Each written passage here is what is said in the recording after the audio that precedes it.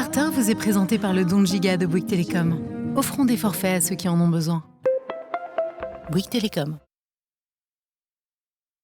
Bienvenue sur Starter, aujourd'hui lundi 24 octobre, une nouvelle semaine commence et nous fêtons justement les 24 ans d'un des tout premiers gros succès d'Insomniac Games, Spyro le Dragon, déjà pour PlayStation avant que la licence ne disparaisse dans les méandres de l'oubli d'Activision Blizzard, pour être repris plus tard par Microsoft de la Play à Microsoft comme Crash Bandicoot. C'est le destin de Spyro dont la trilogie a probablement animé l'enfance de pas mal de monde.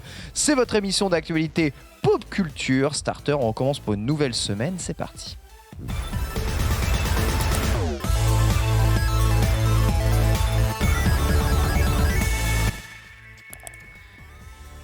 Bien le bonjour et bonne semaine à tous. J'espère que vous allez bien. Nous sommes en direct pour Starter. Bonjour Lox. Qu'est-ce que tu fais ? J'ai encore oublié mon écouteur dans mon oreille. Ah, mais.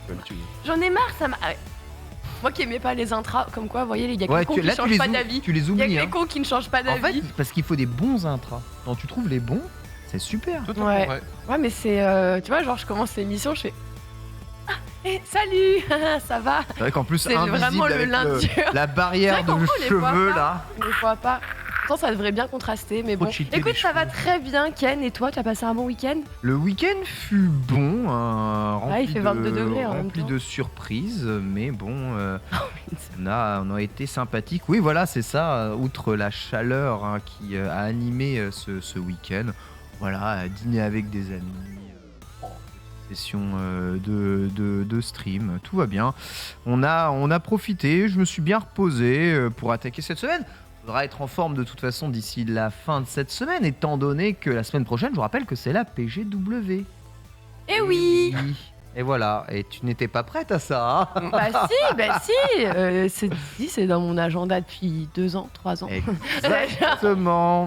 Ça va, on l'avait. C'est la PGW, et sur la PGW, même si on ne nous a pas encore présenté le programme de le stream, on a un programme complet là-bas, et Starter risque de vous accompagner toute la semaine de PGW du mercredi au dimanche. Voilà, je sais pas si ça a été vraiment encore dit, mais en tout cas, c'est là-dessus que nous travaillons. Ça devrait normalement se faire et être officialisé dans les quelques jours. Voilà, petite exclusivité d'entrée de jeu. À ma gauche, Bitel est avec nous aujourd'hui. Comment vas-tu ? Bah écoute, ça va très bien. Après un week-end, ma foi, fort mouvementé entre probablement l'un des plus beaux BO qu'on ait pu voir sur League of Legends depuis les 3 dernières années, entre la World Cup d'Antoine Daniel et Étoile qui me dose sur Smash pendant tout le week-end. Bah, j'ai passé un très bon week-end. La World Cup de GeoGuessr, c'est ça ? World Cup de GeoGuessr. Ouais. Il y avait Antoine vraiment... a casse quand même 15 heures d'affilée. Non mais c'est ouf, hein.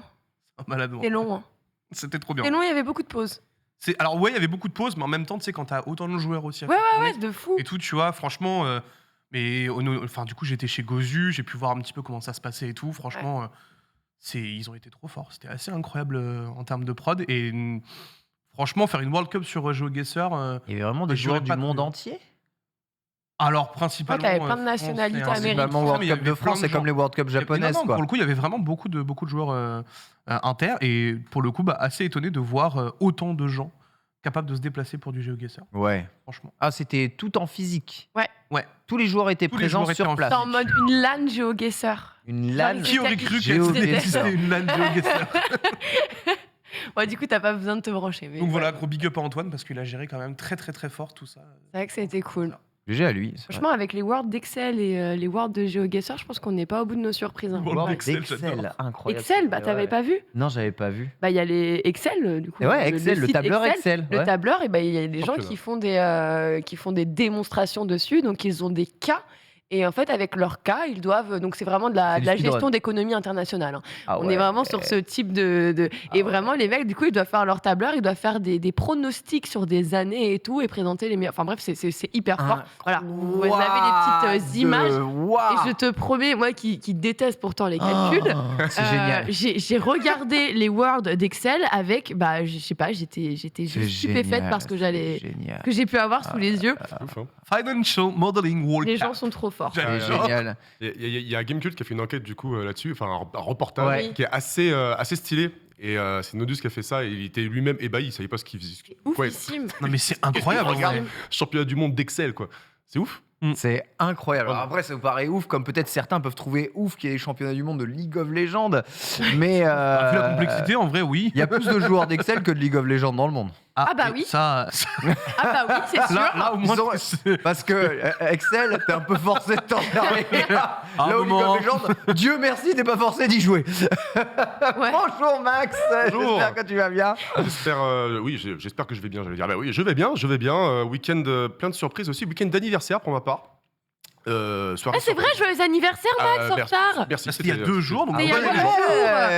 Mais, mais qu'importe, merci beaucoup. Et du coup, j'ai passé un vendredi soir plein de surprises avec Mais non. une petite fête surprise. Mais c'est le- dans mais non. Dans un resto, c'était cool. Et puis après, la fiesta. Ah, fiesta. Ah Dans un ouais. hangar désaffecté. Dans un hangar désaffecté avec avec 3 deux- DJ. Enfin, Et 4 personnes. Ouais. Ça lui fait quel âge Ça lui fait quel âge à celui-là 28 maintenant. T'as même pas 30 ans. Oh, mais Dieu encore. merci. Attends, laisse-moi vieillir tranquillement. Il veut Dieu trop merci, qu'on ait la tous petite. 30 ans, c'est une dingue. Ah, Pourquoi je tu sais veux pas. absolument qu'on ait tous 30 ans, Ken? Toi, T'as pas 30 ans encore ah non, vraiment pas. Non. Non, vraiment Vous pas. allez quoi. pas dire, vous allez pas me dire quand même que j'ai 10 ans de plus Mais que t'as n'importe mais t'as pas qui 30 ici ans, sur ce mais t'as plateau. pas 30 ans, toi non plus, Ken. T'en as 29, 3 quarts. Comme ça, oui, Attends, on est attends. tous pareils. Mais t'es- Ne t'inquiète pas. c'est que dans la tête. Arrête, Ken. Regarde, Ah, peut-être tu- sur la carte d'identité aussi. hein. tu pédales plus vite que des petits jeunes de 18 ans. Et ça, veut c'est rien vrai. dire. Et plus vite que des anciens de 30 ans. Non, je rigole, j'arrête. Oh, moi, je pédale pas plus vite Non, que les petits c'est jeunes pas de vrai. 18 ans. hein. Je vois très bien en club. Non, les petits Non, jeunes de 18 c'est pas ans, vrai. ils pédalent plus vite. C'est pas vrai. Ouais, mais ils ont pas l'endurance parce qu'ils n'ont pas l'expérience, Ken. Ah, ça, il manque d'expérience. C'est vrai qu'ils se crament plus rapidement parce qu'ils sont fougueux. Mais ils pédalent plus vite. Il y a vraiment pas photo. Petit programme du jour, alors que j'apprends que j'ai 10 ans de plus que tous mes collègues. Il est temps pour moi de C'est prendre ma fou. retraite. Ça va être d'ailleurs le premier sujet. Doit-on prendre sa retraite? Et notamment, les développeurs des portages d'Alan Wake doivent-ils prendre leur retraite? On en discutera avec le Alan Wake Remaster porté sur Switch. Titré Quelle J'adore. indignité. Doit-on vraiment faire confiance à ces gens-là? Doit-on payer pour un travail aussi médiocre? C'est toute la question évidemment que l'on posera justement ici. Puis on se plongera dans le lore de Star Wars qui semble vouloir s'étendre dans le jeu Star Wars Eclipse, je vous rappelle, est développé par Quantic Dream avec une nouvelle race jamais apparue et un nouvel ordre politique au sein même de l'univers de Star Wars. Est-ce que ceci a du sens? Est-ce bien raisonnable? On verra un peu si on peut prendre autant de liberté sur un jeu avec l'univers de Star Wars. Puis on fera un petit point sur les ventes de Xbox, car Xbox a révélé ses bilans de vente de consoles dans le monde. Évidemment, à force de vouloir présenter les bienfaits d'un rachat d'Activision Blizzard, Microsoft montre patte blanche et montre à quel point ils ne sont pas du tout en position de force sur le marché des consoles ni du jeu vidéo aujourd'hui, ce qui nous a donné plein de chiffres que l'on va pouvoir commenter et comparer. On discutera évidemment ici au cours de l'émission. Puis enfin, notre invité du jour ne sera autre que Babou, qui est un membre d'APF France Handicap, qui est une des associations retenues pour le don de Giga. Vous savez, l'opération lancée par Bouygues Télécom est notre sponsor aujourd'hui dans l'émission. Babou, qui est en situation de handicap, va venir nous expliquer un tout petit peu son travail dans l'association, mais aussi son rapport avec le jeu vidéo et l'importance que peut avoir justement des gigas pour des personnes qui peuvent être en exclusion malheureusement de connexion. Voilà, on viendra discuter de tout ça avec lui. Ensuite, ce sera la Select Et oui. Lox avec le reste de l'actualité. Une nouvelle Select, forcément, une nouvelle journée. On va commencer justement cette Select avec un record. Oui, Steam qui vient d'effectuer un tout nouveau record. Ça fait plaisir pour eux. Oui, un record de connexion. Alors on sait, il y en a eu quand même pas mal au cours après la pandémie. Voilà. Au cours de ces dernières années, à cause d'un événement assez tragique tout de même, mais bon, on se régale de voir de plus en plus de joueurs se connecter sur la plateforme. On passera aussi du côté de chez Capcom qui nous fait part un petit peu de ses projets autour de Resident Evil. Peut-être un remake que vous attendez qui ne se fera pas. Overwatch, on va en reparler, mais je veux bien vous parler d'Overwatch 1, on parlera pas du 2, et on va surtout parler des copies physique d'Overwatch 1. Qu'est-ce qui se passe? Où sont-elles? Que sont-elles devenues? On en fait quoi de notre copie physique? Eh bien, vous allez le voir. Je ne le dirai pas maintenant. Et Putain, l'art du teasing. oh là là, on se croirait presque sur le télé-shopping, tu sais. Non, mais vraiment, c'est ça, quoi. Vous allez voir, mon produit il marche bien. Il est efficace. Ah, c'est incroyable. On parlera également Mario, ça c'est ta news, hein. Mario partie 1 et partie 2 qui arrivent sur une offre assez intéressante. Vous vous en doutez, il n'y en a qu'une seule sur Switch, hein, de toute façon. Il n'y a pas besoin de teaser celle-là. On parlera d'un divorce là aussi entre Tim Burton et Disney. Oui. Tim Burton, Ken, il m'a dit PTDR, t'es qui? C'est qui Tim Burton? Oh, je sais pas, je lui envoie un message. D'accord. Mais je vous expliquerai qui c'est tout à l'heure. Je pense que c'est ce que reproche Disney. Plus personne sait qui c'est de toute façon aujourd'hui. Donc un no-name. Autant ne plus travailler avec lui. On ne veut plus de toi. Rien qui va. On parlera aussi de Dahmer, mais pas comme vous l'attendiez, je pense. On parlera plus particulièrement de Lionel Dahmer, qui est, si vous avez vu la série, le papa du méchant Dahmer. Du coup, qui porte plainte contre Netflix, littéralement. Vous allez très vite comprendre les raisons du pourquoi, du comment. Et on finira avec un peu de contemplation, un peu de tourisme, puisque vous avez peut-être vu que dans la campagne, vous avez une mission dans Modern Warfare 2 à Amsterdam. Et bien voilà, il y en a qui se sont déterrés et qui ont été voir si la ville a bien été modélisée, si ça reste très fidèle, et visiblement le travail est plutôt quali. Est-ce qu'il y a mon profit? C'est ça, ouais. Les prix sont les mêmes. Il va voir et tout. On en rediscutera. Je pense pas que c'est cette forme de tourisme-là. Mais... Quartier rouge, il est où, pour ça? Les mecs, ils sont quand même forts. Ils ont une campagne de 6 heures où tu passes 30 minutes dans une ville et ils reproduisent plus fidèlement cette ville que dans des jeux vidéo où c'est des open world complets qui sont dedans. Ça veut rien dire. Bref. Je veux juste glisser un petit GG à Jerewan qui a fait la transition parfaite que je comptais faire entre Amsterdam et Dahmer. Amsterdam, tout à fait. Bravo. Merci, gars. Bravo, vraiment. C'est la 30 du jour. Vraiment bravo. On se termine avec la mise à jour. Ah oui, et puis je peux dire que cette semaine-là va nous terminer, hein, parce que encore une fois, la fin d'année, elle est chargée, et là, je pense qu'on arrive un peu au paroxysme des sorties. Le spoil. On a, où je peux juste dire les genres. Tiens, on a du gros jeu de stratégie, on a du gros JRPG, on a du gros FPS, on a du gros beat'em all. Et on a un jeu multi, un gros, je ne sais pas, mais d'une très grosse franchise de Capcom, entre autres. Et je parlerai aussi des films et des séries. Et vraiment, moi, je ne sais pas comment je vais faire. Je vous dis, il y a trop de trucs à faire en même temps, je ne sais pas. On regardera ça ensemble tout à l'heure. Ça va se terminer en Picross dans le canapé, tout ça. Je le sens bien. Puis enfin, l'archive, on reviendra évidemment sur Spyro le Dragon, à 24 ans déjà pour cette licence. Pourquoi Insomniac a laissé son bébé à d'autres, hein? On pourrait se poser la question si jamais on a le temps à la fin de cette émission. Voilà, vous connaissez le programme. On commence tout de suite ce starter. C'est parti.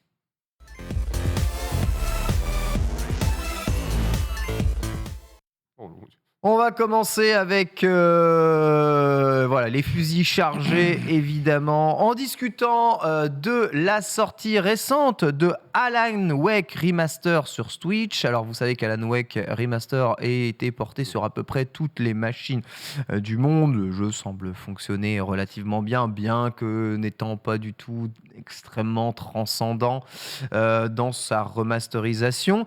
Il arrive sur Switch, justement, là, à l'instant, et on a pu enfin tester cette version Switch. Pourquoi on en parle? Ça n'est qu'un énième portage, mais c'est parce que après la sortie de Nier Automata sur Switch, un portage extrêmement fidèle, extrêmement bien fait, extrêmement plaisant à jouer, qui devrait être à peu près la même chose pour un Persona 5 Royal aussi.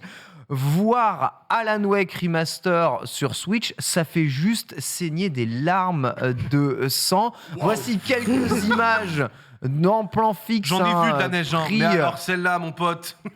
par quelques tweetos qui s'amusent à comparer un peu les versions remaster et là. Donc là, vous avez, Dieu merci, l'image fixe en mouvement. Vous avez un clignement, du scintillement absolument partout. Le visage de Alan Wake qui part dans tous les sens. On est au niveau d'un GTA trilogie, c'est absolument terrible. Le jeu est quand même vendu 30 €. Il y a une offre à 24 € justement ici, mais les comparatifs sont absolument terribles. Je rappelle qu'il n'y a aucune excuse. Voilà, vous voyez les clippings de partout. Alan Wake, c'est un jeu sorti en 2012 sur Xbox 360, une machine qui n'est pas plus puissante qu'une Switch. Il s'agit juste maintenant de porter. Alors, certes, il s'agit du remaster et pas forcément de la version originale, mais on a quand même énormément de problèmes de portage lorsqu'on voit les comparatifs entre la version Xbox 360 et la version remaster. Ouais, il est son épaule. tout est tremblotant. C'est assez terrible. Peut-on vraiment aujourd'hui laisser... Enfin, il y a une époque où il y avait ce que l'on appelle le Nintendo Seal of Quality, d'accord ? Donc, tu ne pouvais pas sortir un jeu sur Nintendo sans, on va dire, payer le service de Nintendo qui assure de la qualité de ton jeu. C'est-à-dire, au moins, il n'est pas full buggé, c'est pas un remake de n'importe quoi. Donc, ceci a été retiré parce que ça a empêché énormément de personnes de venir développer les jeux et de vendre sur le store. Mais on est passé de la Wii U à la Switch au tout ou rien, où aujourd'hui, sur Switch, tu peux publier quasiment n'importe quoi, entre guillemets, presque comme sur Steam. Et je suis désolé, ça c'est des jeux, n'importe quel contrôle qualité et pas que de chez Nintendo ne laisse pas passer ça. Bitel, comment ça arrive encore aujourd'hui et pourquoi est-ce que l'éditeur de Alan Wake laisse juste le sortir? Bon, on sait quand même qu'il y en a qui ont du mal à dev sur Switch, on le sait, mais là... ça commence à être un peu gros, quoi. En fait, ce qui me dérange, c'est de me dire que ce jeu est sorti en 2012 et qu'il est moins beau sur Switch que En sur 2022. PS3. Tu vois, enfin, il est moins beau en 2022 qu'en 2012. Après, À un moment, on va peut-être falloir. c'est peut-être pas non plus injouable, tu vois. Il y a Ou alors des bugs graphiques. 21 FPS, je te jure, c'est injouable. C'est 21 jouables. Ouais, non, regarde, on est C'est monté à 29, vraiment c'est pas stable, on tombe vite à 21 dans un jeu qui est noir.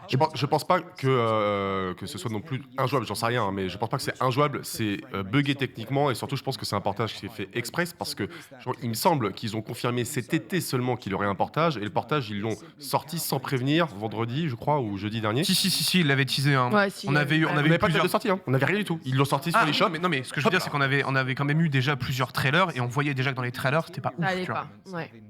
En fait, sûr. le fait est que c'était déjà connu que le portage allait être mauvais, tu vois. Bon, bah, C'est Au moins, ils ont- horrible. ils ont tu vois. prévenu. Non, ça se fait pas, Bitel, dis pas ça parce que c'est sur Switch. Mais non, je ne dis même pas ça en plus parce que pour le coup, Ken a évoqué Nier Automata. Il y a Witcher aussi qui Non. arrive à tourner. The Ouais. Witcher arrive à mieux tourner qu'Alan Wake. C'est vrai que c'est là où ça fait mal au cœur. Non, mais on peut en citer des tonnes des portages qui fonctionnent très bien sur Switch. Faut arrêter de dire que cette console est forcément sous-stuffée et dire que c'est toujours de la faute de la machine.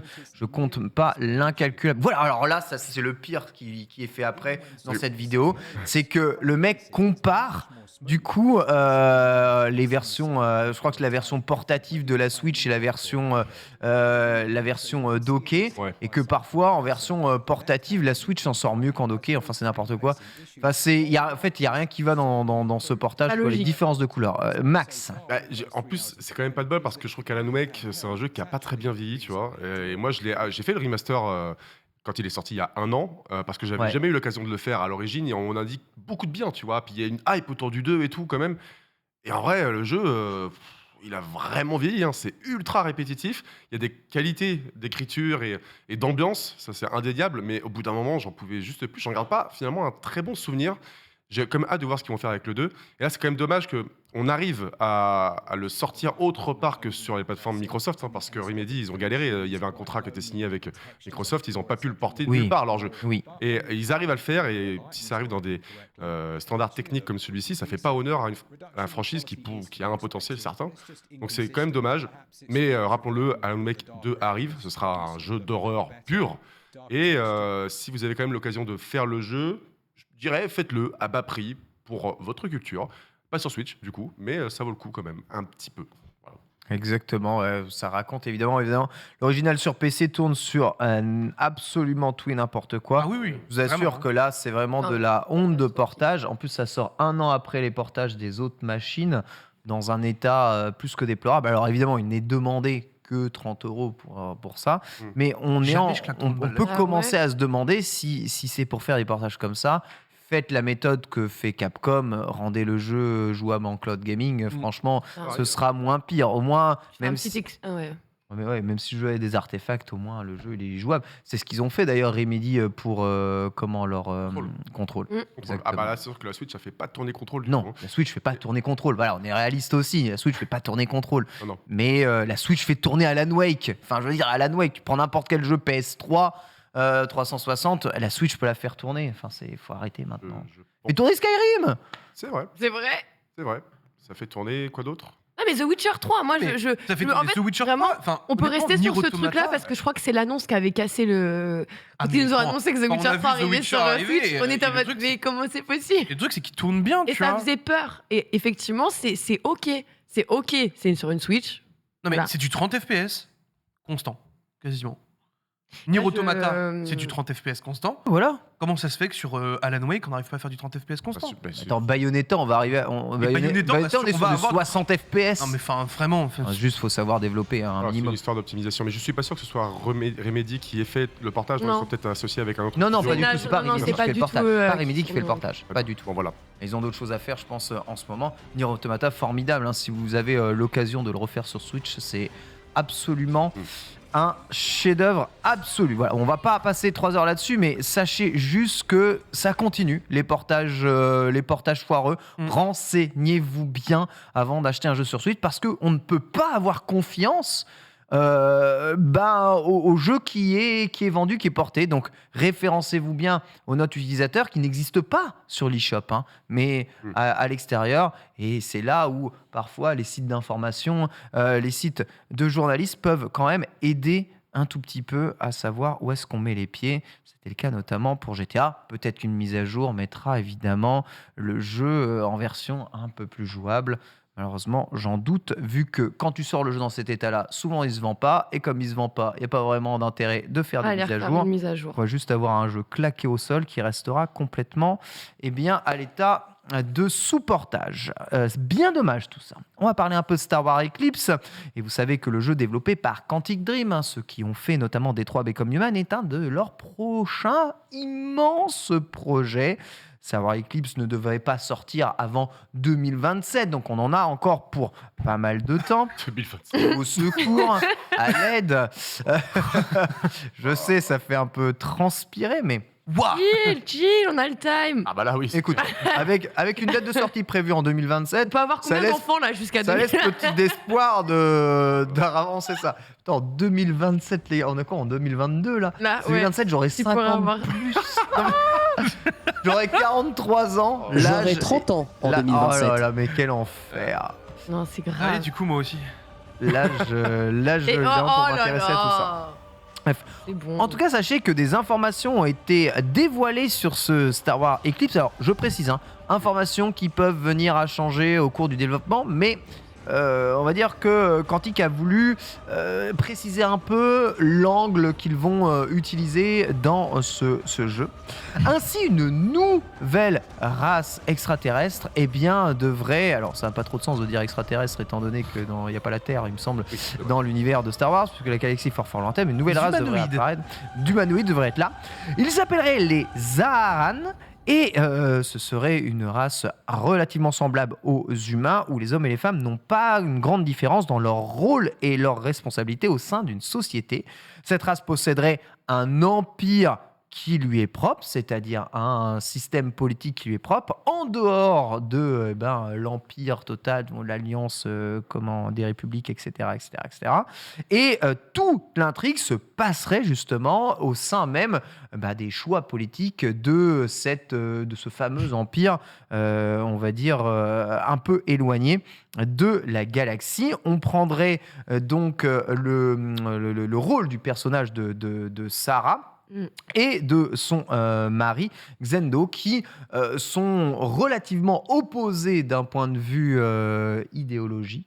Voilà, au sein même de l'ordre établi. Exactement. Ils sont giga pacifistes. Ok. Genre, ça va être pisse, ma gueule. Normalement, ils le sont, ouais, c'est ça. Ils le sont tous. Enfin, c'est une race de toute façon plutôt pacifiste. Mais voilà, Ils ont évolué, tu veux dire. Ils ont abattu le patriarcat, ils ont abattu les guerres. Waouh, quel monde, quelle utopie. C'est oui, bah, bon, justement, en tout cas, dans cet ordre établi, l'idée de Quantique est de soulever les problématiques que peut avoir justement une société pacifiste et les différences d'idéologie au sein d'une société plutôt pacifiste. Bon, le fait est que là, on est sur une race qui n'existe pas dans Star Wars. Ok, pourtant, voilà, les trucs de la galaxie, on en a vu défiler. C'est un problème que ça existe Voilà. pas. Je voulais poser la question, est-ce que c'est un problème réellement? Est-ce qu'il y a des fois des races ont popé comme ça Bien sûr. au pif au sein de Star Wars? En fait, C'est pas grave. au-delà du fait que, surtout, tu vois, tu es dans une galaxie. Donc la galaxie d'à côté, il peut y avoir 12 milliards d'autres races qu'on n'a pas encore vues. C'est pas un Ouais, problème. ouais. Donc, C'est un peu triste de rester aussi toujours sur les mêmes bases. Enfin, non, il faut continuer à créer tant que c'est avec Bien l'accord de Disney et de LucasArts. Une galaxie, c'est grand. tu c'est as vrai. déjà eu ce genre de race qui pop, comme les Yuuzhan Vong qui sont arrivés à un moment T dans les romans, qui sont une race qui a été créée par le romancier à ce moment-là, qui n'était absolument pas dans les Ok, trucs de Lucas. tu vois. d'accord, Ça. d'accord. Donc ça existe en fait. Il y a déjà eu des créations de races par des gens qui sont totalement Mais c'est externes. amené, à ce c'est truc-là. amené du quoi? C'est amené du en mode on connaissait pas ces peuples-là au sein C'est du ça. truc, ou c'est amené en mode juste on en avait jamais parlé mais c'était déjà connu que ça existe. Bah là pour le coup non, tu vois, typiquement la race que je te cite, c'est vraiment ils arrivent d'une autre partie de la galaxie parce qu'en gros tu as donc du coup encore tout un monde plein de mondes inconnus au-delà de la bordure extérieure. Bon là on commence à rentrer dans les trucs un peu compliqués, mais tu as la bordure intérieure où tu as plus ou moins les planètes qu'on connaît, puis après tu as la bordure extérieure où tu vas avoir par exemple Tatooine, et donc du coup derrière tu as encore des mondes qu'on ne Encore, connaît bah pas, oui, tu c'est vois. ça. Et donc du coup ces races-là peuvent venir de ces endroits-là. D'accord. C'est pas un problème. Moi, on n'a tellement pas Donc, été aux confins de la galaxie que, ouais, effectivement, tu peux ressortir n'importe qui, n'importe quand, parce que bah, l'infiniment grand est tellement grand que tu n'en vois jamais le bout. Donc, en fait, tu peux implémenter plein de nouvelles races, plein de lore. Enfin, je trouve que pour le coup, Star Wars, s'ils ont vraiment une très bonne carte à jouer, c'est ce point-là où tu te dis, bah, quand on te parle d'infiniment grand et d'infiniment petit, bah, déjà, quand tu vois la galaxie et que tu la dupliques, bah, tu t'en as pour. Tu peux en faire une vie de Star Wars avec des nouvelles aventures, des nouvelles races, des nouveaux. D'accord, ok, mais alors excusez-moi de faire chier, mais en quoi c'est Star Wars du coup leur Parce que du coup, putain d'histoire là? Parce qu'ils viennent dans la galaxie. D'accord, c'est ça. ok, d'accord. Donc vont il visiter y a un un- moment, ils sont confrontés à l'univers qu'on connaît, parce que si c'est pour parler d'une race extraterrestre au pif sur une planète au pif aux confins d'une galaxie merdique, autant pas appeler ça Star Wars et appeler ça Mass Effect, tu non, vois? mais- Dans le trailer, il y a On s'en quand fout. même pas mal d'indices. Dans le trailer, il y a quand même pas mal d'indices d'éléments qu'on connaît. Ça se passerait pendant la période de la République et tout. De la Haute Haute République. République, autant pour moi. Qui est l'âge d'or des Jedi, Voilà. donc c'est 200 ans et quelques Avant. C'est ça. avant la menace fantôme, donc Des choses qu'on il y a connaît. vraiment quelque chose, et qui en plus est la nouvelle phase que Disney met en place, puisque c'est vraiment ce qui pousse en ce moment, aussi bien au niveau des mangas, des romans, au niveau même des réflexions actuelles de potentielles séries. Donc non, c'est quelque chose Donc qui on aura des sabres laser. Bah, regarde, tu les vois là. Toujours. Ok, voilà. bon, ça va alors. Ça fonctionne toujours en plus. Donc oui, en plus de ça, on voit Yoda dans le trailer. Et en fait, Oui. Yoda est là depuis donc du coup quasiment Longtemps. Hein, 700, 800 ans. ça fait déjà au moins 500 ans qu'il est en Ouais, place, quoi. c'est presque Donc, comme Gandalf, lui. Oui, c'est ça. Donc du coup, tu vois, tu auras effectivement cette interaction-là, et je pense que c'est eux justement. Enfin, j'imagine que c'est eux qu'on voit là dans le trailer. Ouais. Mais du coup, je suis assez curieux de voir comment ça va impacter tout ça. Ça m'a l'air quand même d'être, excusez-moi, mais sur un conflit plutôt d'ampleur dont on n'aurait jamais entendu parler plus tard dans la série. Excuse-moi, mais on n'est pas sur quelque chose d'anodin quand je vois des images comme ça, visiblement. À voir aussi si ça fait partie de l'univers officiel étendu ou si c'est un cas à part. Tu vois, je sais plus exactement ce qui est considéré comme officiellement dans le lore, et peut-être que tu peux avoir des histoires aussi qui dévident plusieurs univers parallèles. Et dans le cas du jeu vidéo, je sais pas, peut-être que c'est le cas, tu vois. On nous dit c'est plusieurs milliers d'années avant KOTOR. Donc j'ai jamais vraiment Attends, compris le pardon. concept d'année dans un Ouais. univers qui n'a pas de Tu système comptes en solaire. années-lumière ou en. Je sais L'année-lumière, pas. c'est une On a des- distance. Alors oui, je Parce sais que, pas. en gros, en fait, tu as une temporalité qui prime, Ouais, la bataille de Yavin. d'accord. Donc en gros, cette bataille-là, c'est considéré comme l'an 0. Et donc, Comme C'est le l'an zéro, 0, ouais. d'accord. tout ce qui est avant, c'est énorme. Ah, le. Et tout ce qui est avant, en gros, c'est considéré comme quelque chose de en moins quelque chose. En gros. Voilà. D'accord. Mais, Alors, c'est leur GG. Après, mais une année dans Star Wars, ça dure combien de temps Ah, par non, rapport à notre année à nous? Je crois que c'est 1 an, mais c'est histoire que nous, pauvres publics, C'est ça, on pas puisse se repérer. Ah, ok, d'accord. Là, tu brises un peu la règle, et voilà, sinon je pense qu'on comprend plus rien. Quoi. Ouais, enfin, ça va être compliqué. C'est une année égale 12 années terriennes et tout. Oh, non, c'est bon, laisse tomber. Voilà. Disons que c'est des années normales. Et puis, Let's go, incroyable. En tout cas, êtes-vous saucé par ce projet-là et par du coup ce nouveau Star Wars par Quantic ou finalement c'est pas ce que vous croyiez?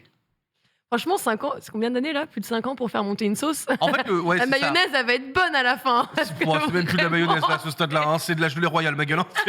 Enfin, vraiment, je suis désolé, mais en fait, moi, c'est un peu le truc que je reproche à cette annonce, c'est que, ok, le trailer était incroyable. Vraiment, je l'ai vu, j'étais en mode waouh, incroyable. Mais pourquoi nous le faire aussitôt? eh ben, moi, j'ai peut-être un élément de réponse, mais c'est des suppositions et des rumeurs. Hein, donc voilà, mais c'est pas si débile que ça. Mais c'était un peu un appel de phare d'annoncer Star Wars méga en avance pour les investisseurs, pour leur dire tenez, regardez, on a un projet de fou qui arrive et tout. Mais ça, tu peux le faire De quoi En Soum Soum un peu en soum-soum, tu sais, genre, les actionnaires, tu peux leur donner déjà des informations, pas, des communiqués officiels, sans que ce soit révélé à la Moi, ce qui me au paraît- public, C'est tu une vois. théorie, et comme Ouais. par hasard, en tout cas, ils sont passés chez NetEase. NetEase, ouais. Hein, voilà, donc l'appel de phare a potentiellement bien fonctionné. Ah ouais. Et selon les rumeurs aussi, alors encore une fois, moi j'ai pas fait d'enquête, hein, mais ce projet Star Wars, ça fait déjà longtemps qu'il est en développement, Ouais. et qu'apparemment le développement, il y a eu pas mal de complications dues au moteur, dues à des revirements, dues à plein de bordel. Et donc, je sais pas si on peut dire qu'ils étaient plus ou moins dans la panade, parce que je ne sais pas. Mais en tout cas, cet appel de phare servait aussi à sauver un peu les meubles, et ça a fonctionné. Bon, tout ça, c'est à mettre au conditionnel, vraiment. D'accord. Je précise. D'accord, intéressant. Mais ça peut être une piste. C'est Et vraiment très peut-être, intéressant. plausible. Non, est-ce que vous pensez que Je me regarde en mode, est-ce que vous pensez que ce jeu Star Wars peut être considéré comme un projet d'envergure, sachant qu'on sait très bien que les jeux Quantic Dream sont plutôt des jeux finis qui n'ont pas vocation d'être des game as service ni quoi que ce soit. Est-ce qu'on peut vraiment parler de projet d'envergure pour un solo standalone narratif finalement? Quand même. Bien sûr que Ouais. oui. Vas-y, Oui. j'en prie. En vrai, oui. Même sans la rejouabilité, même sans la durée dans le temps, non, même mais sans ce regarde côté Détroit. multijoueur. Regarde Détroit. Alors Tu oui, j'allais prends dire. Détroit tu nous dis pas Become de Human. de rejouabilité, mais Tu prends juste oui, alors pour le coup, Des t'as trois pas de Become problème. Human, je l'ai fait une fois, ensuite il est sur l'étagère, tu vois, donc... Ah ouais? bah oui. T'as pas eu la curiosité t'as d'aller loupé deux, voir. trois trucs alors, T'as frérot, parce raté que- pas mal de encore, scénarios sympas à mon avis. Hein. Bon, franchement, non. Bah si, franchement si. Si, la Allez, rejouabilité est hyper au importante, pire, tu refais 2 games, quoi, si tu veux, mais Ouais, bon, au moins. ça dure pas, au ça moins. dure pas une éternité. Au moins. Où est la touillette? Elle Volé. est là. Elle est J'ai là. adoré ce jeu, mais franchement, je l'ai fait, c'était cool, comme je regarderais T'as pas été curieux peu un film au pif, quoi. T'as pas été curieux à la fin de te dire est-ce que j'aurais pas pu faire autrement quand même? Quand on t'a mis l'arbre. ouais.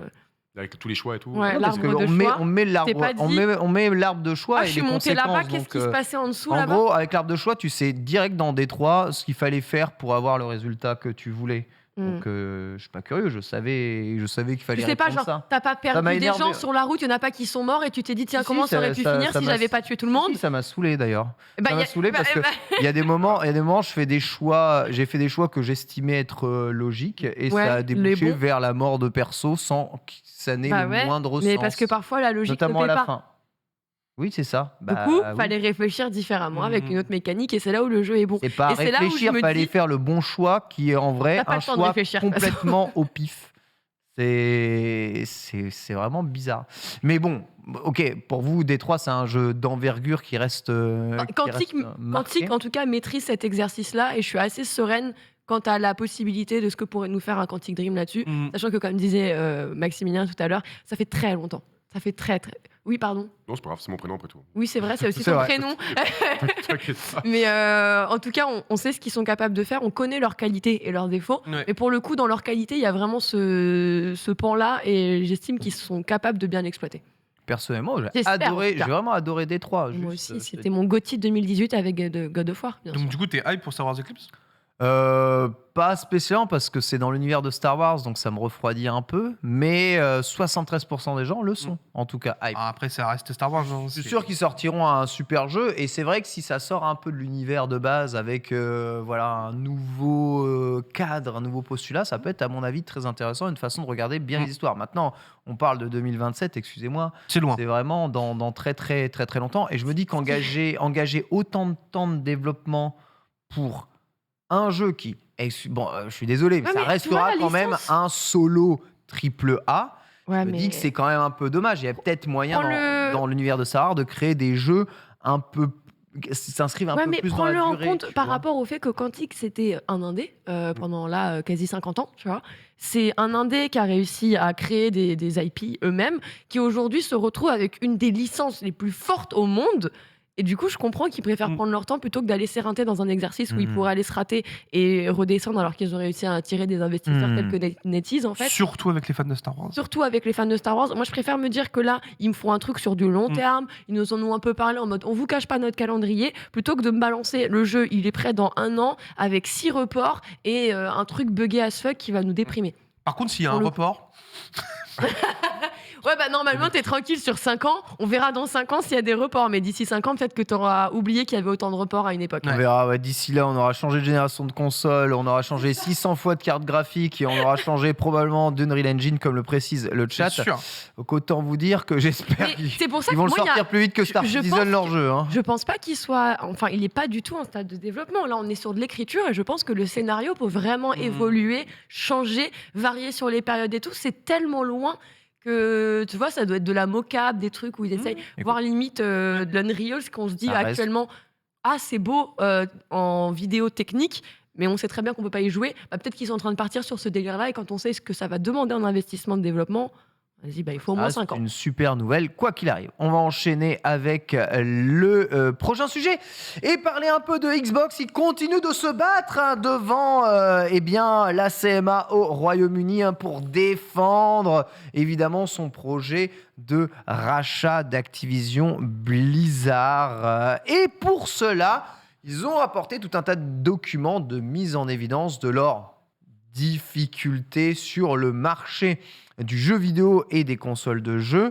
à l'heure actuelle. Ainsi, on a un peu les chiffres de vente avancés par Microsoft des différentes machines et plateformes établies. Le parc de Xbox s'élèverait donc à 63,7 millions de Xbox en 2021, donc vendus entre 2017 et 2021, contre 151 millions de PlayStation et 103 millions de Nintendo Switch. Alors notez que ces chiffres comparent quand même des ventes de Switch à partir de 2017, avec et des ventes de PlayStation et de Xbox à partir de 2012.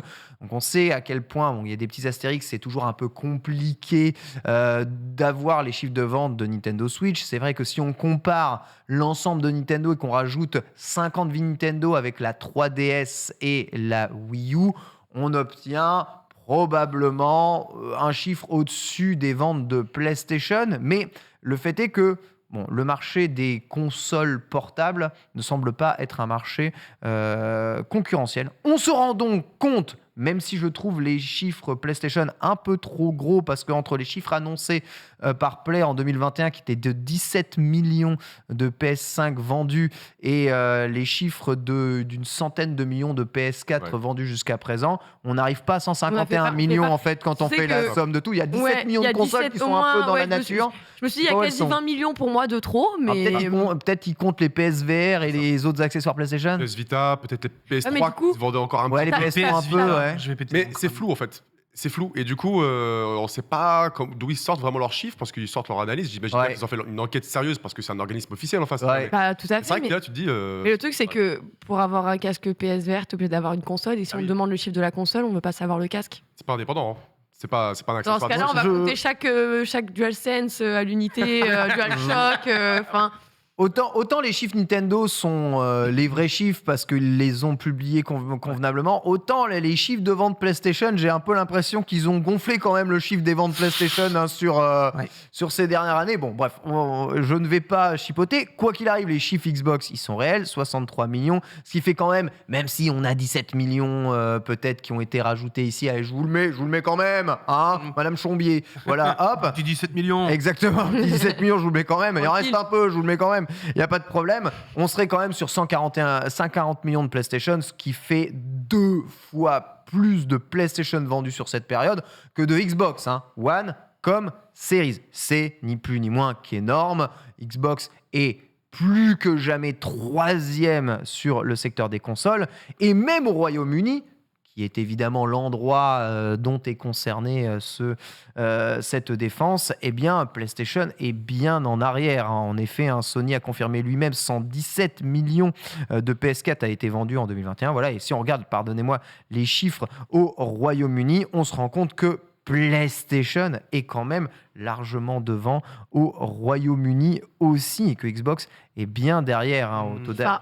Exactement. Avec le jeu le plus vendu au Royaume-Uni en 2022, qui est FIFA 22. Ok, d'accord. Ouais. Juste devant GTA 5. GTA 5. En même temps. C'est fou, en vrai. Alors, au Royaume-Uni, ils achètent ouais. FIFA et GTA. Non, c'est vraiment GTA 5 ? Oui, c'est GTA 5. C'est intestable, en vrai. Ouais. Rien à faire. J'aurais dit Call of, encore une fois, mais... Ça se vend moins que FIFA 22 tout de même, hein. Ouais. Quand même. Après, c'est une grosse terre à FIFA, les Anglais. Donc. Ouais, le UK, ouais, c'est un coup. UK, c'est vraiment. Sacrément bien implanté sur le football. Ils ont lancé Twitch, allez sur FIFA. D'abord, vous avez tous les Anglais et ensuite vous avez le Tu as reste que des Anglais, c'est un truc de fou. Hein, Mais vraiment. c'est marrant parce que cette enquête-là, chacun y va avec un petit peu de mauvaise foi quand même. Je trouve, tu sais, ils essayent de convaincre l'organisme de régulation, tu vois, l'un de valider le rachat, l'autre non. Et du coup, tu as Microsoft qui marque noir sur blanc. PlayStation est le leader du marché depuis 20 ans et tout. Tu sais, ils se mettent vraiment en position de pitié absolue. Et puis de l'autre côté, t'as Sony qui fait mais ne rachetez pas, sinon il y aura situation de monopole. Puis tu t'aperçois qu'en fait, Sony, ils ont passé un deal avec Activision. C'est que des magouilles, des trucs, et tout ressort dans les dossiers comme ça. Ouais, chacun se pointe du doigt. moi j'aime bien C'est ça. vraiment le même Spider-Man. Ouais, exactement ça. Mais on s'en doutait quand même Bien qu'elle allait sûr. avoir tout ça, qu'elle allait ressortir. Mais bien bien sûr. sûr. Enfin, genre, tu reparles d'un rachat aussi monstrueux, évidemment que les types, ils vont défendre leur bout de gras. Normal. Enfin, genre, vraiment, et c'est trop bien, t'es là, t'es en mode, on a une vraie série Netflix, quoi, c'est incroyable. Mais pourquoi Netflix ne fait pas de déjà Oula, wait for it. Ouais, c'est ça. tout moment, ça va arriver, hein. Attends quelques Alors années. sachez cela dit que j'ai les ventes mondiales Oui. en 2021, source Oscar Le Maire, hein, de consoles de jeux dans le monde. En 2021, il s'est écoulé 24,3 millions de Switch, Ah, quand même. 12,5 millions de PlayStation 5 Ok. et 7,7 millions d'Xbox Series. D'accord ? Donc même en 2021, dans le monde, c'est quasiment 2 fois moins d'Xbox Series. Alors, il y a beaucoup de ruptures de stock, mais qui ont touché tout le monde. Mais quoi qu'il arrive, les ruptures sont aussi fonction de l'offre et de la demande. Et on sait qu'il y a beaucoup plus de demandes mondiales, hein, pas que nous en France, qui est un territoire ultra PlayStation au-delà de tout, que de Xbox Series. On arrive quand même à ça. Donc, il se vend quand même 2 fois plus de Switch que n'importe quelle autre console nouvelle génération, alors qu'elle est en fin de vie. Mais il se vend presque 2 fois moins de Xbox Series que de PS5. Ça, c'est les chiffres 2021. On attend les chiffres 2022, d'ailleurs, qui devraient arriver en début d'année prochaine. C'était ça, on avait dit première année, Sony il avait annoncé, il voulait alors à la base, je crois, c'était faire 15 millions de, enfin, il voulait installer un parc de 15 millions sur la première année. Ils n'avaient pas réussi à cause des problèmes. Je crois qu'on était dans les 13, Pas mal déjà. 12, 13. Ce qui était déjà quand même très solide. Déjà balèze, en vrai. Le chat a raison, ils occultent bien le fait que tout le monde a un PC et que c'est une Xbox, mais quoi qu'il arrive, on parle du marché des consoles de jeux, et dans leur optique, ce rachat, c'est aussi pour essayer de réoffrir de la concurrence sur ce marché de consoles de jeux, car vous, on sait, vous êtes la supérieure version de l'humanité, vous êtes sur PC, mais beaucoup de gens font un choix de consoles de jeux, et ces consoles drivent énormément de revenus aussi pour les éditeurs, déjà parce qu'elles vous obligent la plupart du temps à payer un foutu abonnement qui leur apporte la peau des fesses pour pouvoir jouer online, mais aussi parce que ça reste le moyen d'accéder aux jeux vidéo le moins cher au démarrage de votre mise du jeu vidéo. C'est vrai qu'après, la facture s'alourdit grandement, mais ça, que voulez-vous, c'est bien malin bien malins sont tous ces éditeurs. Le fait est que Microsoft occulte tout de même un tout petit peu que la Xbox Series, elle fait un bond de ses ventes gigantesques en ce moment, et comparé aux ventes de PlayStation, qui a du mal évidemment à renouveler ses stocks, on promet les 20 millions de consoles d'ici mars prochain justement, et la fin des ruptures, la Xbox connaît des plus 104% de ventes dans les étalages, avec des stocks vraiment disponibles partout. Les ventes de Xbox sont donc en pleine croissance, le prix de la console qui n'a pas augmenté, la popularité du Game Pass, une console accessible à 300 €, voilà, on connaît les arguments, plus la disponibilité des machines, là où celles de PlayStation ont tendance à stagner, voire à suivre un peu les courbes un peu en dessous de celles de la PlayStation 4. Voilà. Est-ce que le timing ne serait pas idéal, alors que Xbox serait déjà en croissance, pour eux d'avoir Activision Blizzard? Comment faudrait-il statuer sur ce rachat, Max? Déjà, pour revenir sur les courbes de progression de Xbox, j'aimerais bien savoir combien de Xbox Series X se sont vendus. Et à mon avis, il ne doit pas y en avoir des masses non plus, même si elle est un peu plus disponible. La Series S, surtout, qui cartonne. Tu l'as dit, elle est beaucoup moins touchée par la pénurie, elle coûte moins cher. Est-ce que c'est pour autant bon pour le marché? Je ne sais pas si vous avez vu, mais il y a quand même apparemment pas mal de développeurs qui supplient Microsoft d'arrêter de commercialiser la Series S, parce que techniquement, elle n'est pas assez puissante, et en fait, elle vient brider les développeurs plus qu'autre chose, tu vois. Et de quoi? Ouais, mais apparemment, vraiment, il y a des gens qui sont enquiquinés par la Series S. Je parle de certains studios, parce que voilà, elle n'a pas assez dans le bid. Donc, voilà, c'est juste une petite anecdote. Et après, pour le rachat d'Activision Blizzard, moi, je suis toujours pas extrêmement. Enfin, racheter des petits studios à droite à gauche, ok. Racheter des éditeurs gigantesques comme ça, je trouve que c'est un peu dangereux, et ça tue un peu la créativité, même si Microsoft, j'espère qu'il sait ce qu'il fait, tu vois. Mais je sais pas ce que vous en pensez, mais moi, je suis toujours pas très convaincu par les tendances de racheter des éditeurs entiers. C'est trop, quoi. Non, chacun y va évidemment de ses rachats d'éditeurs, évidemment, pour consolider ses studios. On le sait, que ce soit NetEase, Tencent, un leader du marché, ou même PlayStation. Bitel, à ton avis, est-ce que Xbox force la victimisation auprès de la communisation? Force la victimisation, oui et non. En vrai, moi je trouve ça intéressant leur move, parce que j'avoue que je suis pas en phase avec toutes les décisions que peut prendre Activision Blizzard. Donc ça c'est encore un autre, sujet, tu vois. Mais moi, je pense qu'en vrai, ils ont. Je trouve ça quand même intéressant de voir que la Series S, moi, je trouve que c'est une console assez intéressante, et que ça apporte. Pour les gens, oui. Quand même un truc. Oui, pour les gens. Ouais, pour les gens, c'est quand même un vrai argument. Maintenant, est-ce qu'il faut arrêter de la commercialiser? Peut-être pas quand même, toi. Mais... un peu dur quand même, mais.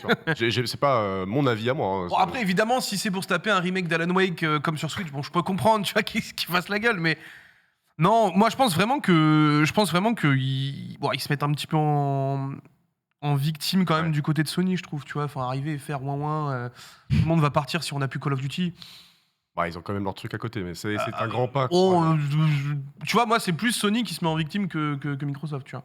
Microsoft, en vrai, moi je trouve ça cool. Ils sont en train de reprendre du poil de la bête. Le Game Pass leur a redonné un second souffle. La série X donne envie, quand même, à côté d'une PS5. Et de par la disponibilité, il y en a plein qui se sont rabattus là-dessus, tu vois. Enfin, moi je trouve pas qu'ils se foutent en victime.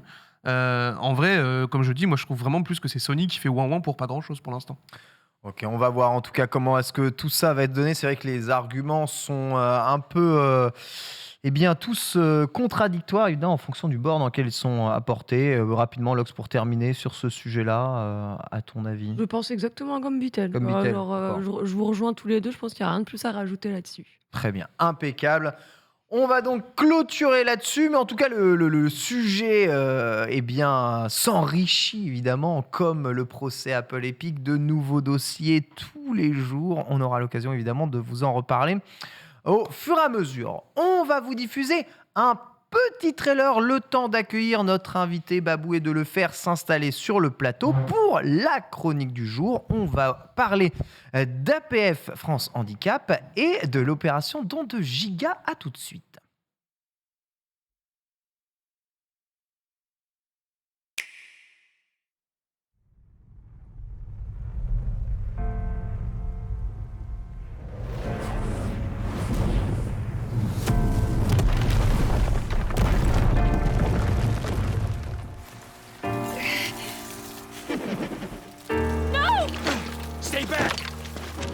job to do, soldier.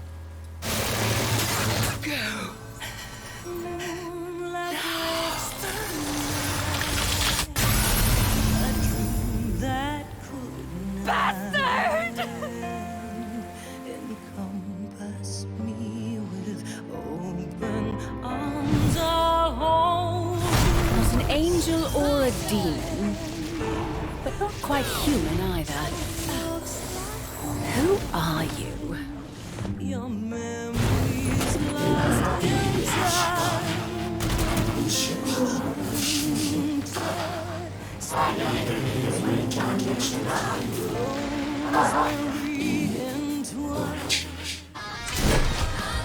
Kitty, why don't you look after him for me? What? Me? By myself? Lesson 2. Learn to fight for others, not just for yourself. I'm sure he'll give you lots of practice.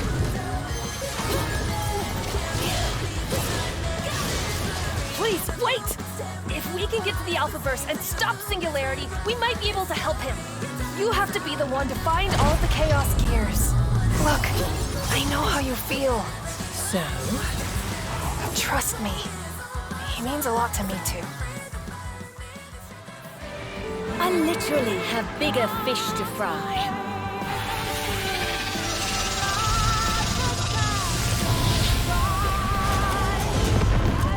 Not getting away that easy.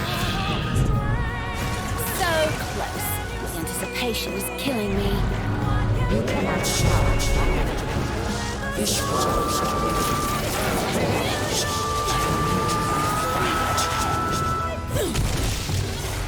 Tear them apart. Fear not. Now is the time to charge forward.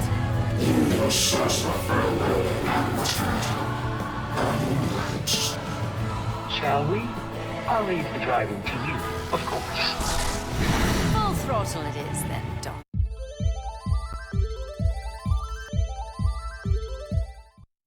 Incroyable trailer de Bayonetta, 4 minutes de trailer où j'ai l'impression qu'on joue pas Bayonetta dans le jeu, mais on y reviendra. On y reviendra plus en détail évidemment quand le jeu sera entre nos mains. Notre invité du jour sur le plateau n'est autre que Babou. Bonjour Babou, comment vas-tu ? Bonjour à tous, je vais bien, merci. Merci d'être avec nous. Tu es membre de l'association APF France Handicap et tu es là dans l'opération de Bouygues Télécom Don de Giga pour nous parler à la fois un peu de ton association quand même, ce que tu y fais et surtout eh bien, de cette opération Don de Giga. Alors déjà, est-ce que tu peux te présenter Babou et nous parler justement un peu d'APF France Handicap et de ce que l'association fait ? Alors bonjour, moi je m'appelle Babou, donc je suis agent associatif pour APF France Handicap, plus particulièrement sur le territoire Seine-et-Marne 77. Et donc l'association APF France Handicap, qui est anciennement connue sous le nom d'Association des paralysés de France. C'est ça. Et donc qui a changé de nom en 2018 en fait pour englober tous les types de handicap. Parce qu'à l'époque, elle a été fondée en 1933 par 4 jeunes atteints de handicap. Et en fait, ça concernait plutôt les handicaps moteurs. Ok. D'accord. Voilà. Et donc, depuis 2018, on a décidé que ce serait mieux d'englober tout type de handicap pour généraliser. Parce qu'il faut savoir qu'il y a des handicaps qui sont divisibles. Donc, on voit des handicaps moteurs, psychiques ou autres, et des handicaps invisibles qui se voient beaucoup moins à l'œil nu. Donc, d'où la raison de ce changement de nom. Et pour en revenir à la question initiale, donc APF France Handicap propose des activités à des personnes en situation de handicap. Donc des activités, des accompagnements, que ce soit aux personnes eux-mêmes porteuses d'un handicap ou même à leur famille. Et propose un soutien aussi, des accompagnements, que ce soit orientation, besoins, accompagnement dans les démarches aussi. Voilà, beaucoup d'activités mises en place. Pour aller chercher du travail aussi ? Exactement, pour aller chercher du travail, pour réaliser des démarches, pour obtenir tout type de demande qui est liée à la pathologie, justement. Let's go. Et justement, on voit un petit peu donc, la vocation de l'association. Comment vous faites, comment vous rentrez en contact avec les personnes dans le besoin ? Généralement, elles sont plus habituées à venir vers vous. Il y a un peu de communication autour, justement, pour vous faire connaître ? Alors oui, il y a de la communication qui peut se faire soit du bouche à oreille, soit via le numérique, donc les réseaux sociaux, soit aussi via sur plusieurs événements qui sont organisés. Donc, ça peut être des forums, des salons, et puis plein d'autres actions Vous qui êtes sont mises en présent un place. peu, On est présent un petit peu partout, un petit peu effectivement. partout. Oui. Vous savez à peu près combien vous êtes dans l'association? Alors, on est, si je ne m'abuse, si je dis pas de bêtises, il me semble qu'on est, Chiffre gobelin, alors vraiment, on ne sera pas sur la précision. en tout cas, on a au moins 50 000 personnes qui sont mobilisées sur, Énorme. sur l'ensemble. 50 000. Dans le Combien 77 50 000. Non. Non, Pas, dans pas sur le... 97, sur l'ensemble du, Sur l'ensemble l'ensemble de du territoire de la ouais. région, c'est Ok. ça. Ok, impeccable. Trop cool. On est là pour parler un peu d'exclusion numérique. Donc, est-ce que tu peux nous dire un peu dans quelle mesure les personnes en situation de handicap sont parfois en condition d'exclusion numérique? Alors en fait, ça peut se traduire justement par un manque d'accès aux informations, notamment via Internet, parce qu'aujourd'hui, tout le monde n'a pas forcément Internet chez soi. Ouais. Et aujourd'hui, c'est vrai qu'on fait beaucoup de démarches en ligne, que ce soit C'est vrai. pour faire une demande de dossier, pour faire une déclaration, pour se soigner. On fait tout en ligne, mais que ce soit valide comme on dit. Et donc, c'est vrai que pour les personnes en situation de handicap, ça peut être un facteur d'exclusion. Et justement, nous, à travers cette opération Don de Giga, on voudrait collecter l'ensemble des gigas récoltés pour les transformer en, comment dire, en actions qui feront que des smartphones seront distribués à ces personnes-là. Ah Enfin, distribuer des smartphones pour faire parce qu'aujourd'hui, ça a un coût. Aujourd'hui, avoir un smartphone, ça a un coût. Et Ça, c'est vrai. donc, l'idée vraiment, c'est de pouvoir aider ces personnes-là à être plus dans l'inclusion que dans l'exclusion. Déjà, il me semble 150 000 gigas récoltés dans cette opération don de gigas. Je ne sais pas si vous utilisez tous vos gigas, vous personnellement. Jamais. Hein. Ça m'est arrivé une fois, mais... c'était De au Japon. terminer ton... Ouais, Et c'est t'as ça. combien de À gigas en l'étranger abonnement aussi? Moi, je crois que j'ai 70 gigas, je crois. Ok. Ouais, carrément, j'ai baissé en fait. J'avais trop de gigas pour rien. La seule fois où je les ai fumés, c'est quand j'étais à Los Angeles sans faire exprès que j'ai fait Ah ouais. bim. Oh, Mais, oh.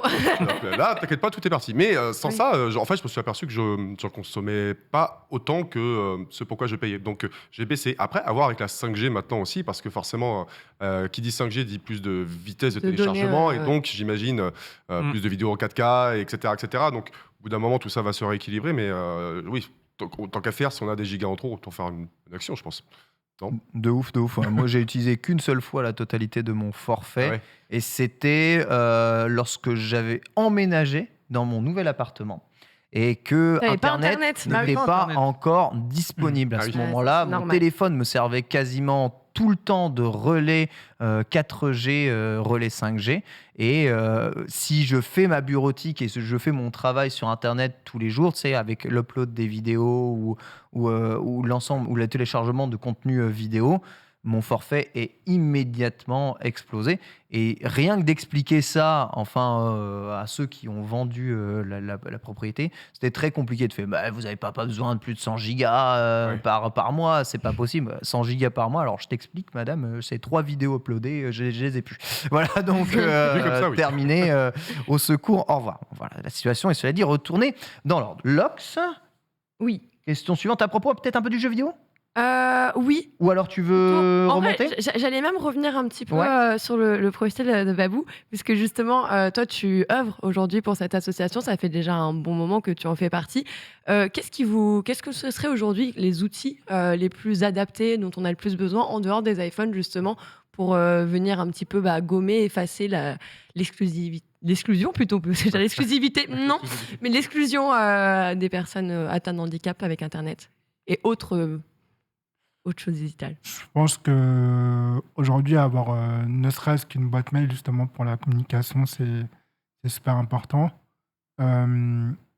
Avoir justement plus souvent accès aux informations, c'est-à-dire, hormis l'iPhone et le smartphone, peut-être avoir un petit peu plus de documents papier.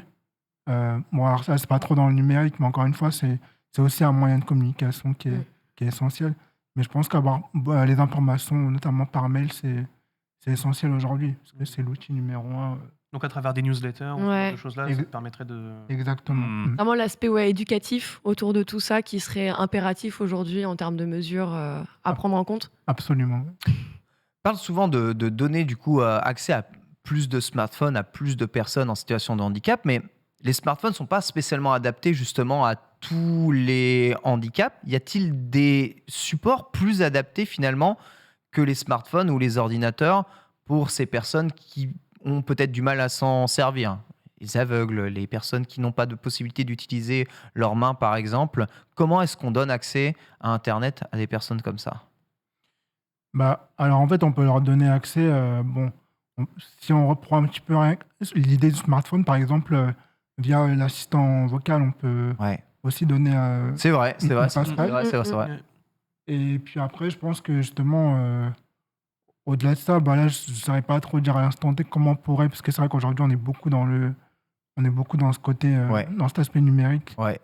Mais je pense qu'effectivement, il y a d'autres possibilités. Je pense que le fait d'être, comment dire, tout simplement le fait d'être peut-être plus présent auprès des personnes qui sont dans le besoin, c'est-à-dire faire en sorte que l'accompagnement soit plus développé. Alors, je ne sais pas après comment forcément le traduire, mais je pense que c'est par là que la solution passe. Ouais, je sais, dans le jeu vidéo, on travaille beaucoup actuellement sur des systèmes pour permettre d'accéder plus facilement aux jeux vidéo. Justement, je ne sais pas si c'est une des choses que vous voyez un petit peu avec l'association, le côté où Microsoft, justement, œuvre pas mal avec un adaptative controller, typiquement, pour offrir l'accès aux jeux vidéo. Typiquement, dans les jeux vidéo, aujourd'hui, on essaye, alors les éditeurs en tout cas, essayent de plus en plus et le font vraiment de mieux en mieux, de rendre accessible à tout type, toute forme de handicap en pouvant personnaliser vraiment intégralement chaque parcelle du jeu pour que peu importe votre situation demain, que vous ayez vos mains ou non, ça s'adapte. Dans tous les cas, ça s'adapte toujours. Je ne sais pas si ça fait partie aussi des choses que vous observez, vous avez une petite veille un petit peu au niveau de l'asso, ou pour le moment, la priorité, ça reste quand même tout ce que, comme tu disais déjà, est administratif et qui n'est pas du tout adapté encore à l'heure actuelle. Alors c'est vrai que nous, effectivement, on n'est pour l'instant pas très axé sur la thématique du jeu vidéo, mais c'est vrai que pour avoir étant en situation de handicap et ayant déjà vu des personnes en situation de handicap plus lourd, moi dans mon quotidien, je sais que par exemple pour le jeu vidéo, les personnes qui sont atteintes de myopathie, donc les personnes justement qui n'ont pas leurs muscles au niveau des membres supérieurs, souvent peuvent utiliser la tête, dans moindre mesure, ou même les yeux. Et on sait qu'aujourd'hui sur les machines, il y a des capteurs qui permettent justement de pouvoir synchroniser ces parties du corps à la console. Et donc c'est pratique c'est essentiel pour la pratique du jeu vidéo. J'ai vu des curseurs de souris pouvoir être bougés avec le regard. Incroyable. Et les clignements qui permettent de faire les clics ou les retours en arrière. Incroyable. Suivi oculaire commence à être bien développé en fait. Il y en aura même dans le PSVR 2 et je pense que c'est quelque chose qui sert bien. Et d'ailleurs, pour revenir aussi à la détection vocale, ça c'est quelque chose je pense qu'on s'en rend pas compte, mais j'ai acheté un Google Pixel 7 par exemple, donc c'est Google et dedans ici. Monsieur, excusez-nous. À me dire. Non, là, t'as fait ton don de giga, toi. Hein. Je vais le faire.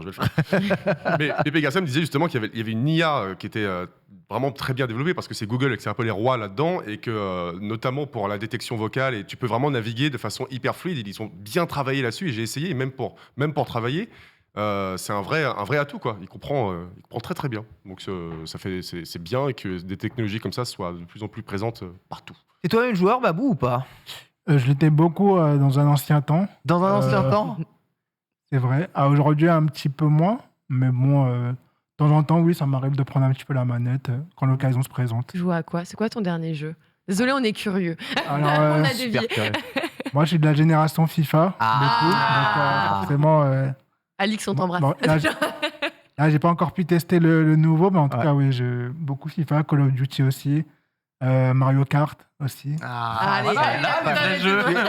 Tu es le joueur entre guillemets lambda français. Ça fait plaisir. Voilà, vraiment à quoi est-ce que l'on joue et on kiffe toujours autant. Cool. Ça fait vraiment plaisir. Donc on a un peu expliqué quand même. Oui, je vais redonner quelques petites informations, mais vous en faites pas, je ne vais pas rentrer dans le détail de tout, puisque jeudi, on recevra justement un autre invité de chez Bouygues Télécom pour reparler plus précisément du don de gigas. Mais ce qu'il faut prendre en compte, c'est qu'actuellement, tous les 10 000 gigas collectés, grâce à vous tous, bien sûr, ça va quand même engager à offrir 500 forfaits et 250 smartphones justement aux associations, comme Babou nous expliquait. C'est aussi le but et la volonté, c'est de gommer en fait à supprimer ce fossé aujourd'hui qui crée de l'exclusion numérique. Et pour le coup, ça a l'air d'être plutôt en bonne voie, puisqu'on le rappelle aussi, c'est jusqu'au 6 novembre. Donc lâchez-vous, on sait, moi par exemple, je sais que j'ai 100 gigas, je ne les termine jamais. Clairement, si vous avez un petit giga à aller lâcher, allez-y. En tout cas, Babou, t'as plein de messages d'amour dans le chat. Les gens te réclament une chaîne ASMR, on t'envoie plein de bonnes choses. Merci beaucoup d'avoir été avec nous, Babou. Merci à vous pour l'invitation. Merci, ça fait plaisir. Tu reviens quand tu veux, évidemment. Juste ici, on va enchaîner avec la Select qui est 13h03. Avant ça, on vous remet un petit trailer histoire de faire le switch et on se retrouve juste après.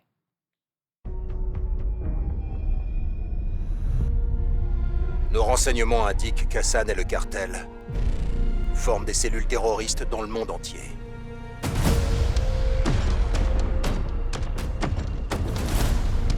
Nous n'avions encore jamais vu de menace de cette envergure. Ils ont une armée. Mais nous sommes ensemble. The world is a vampire.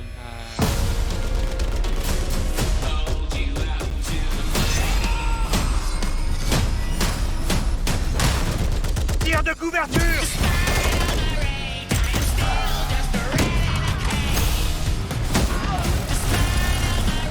Il court!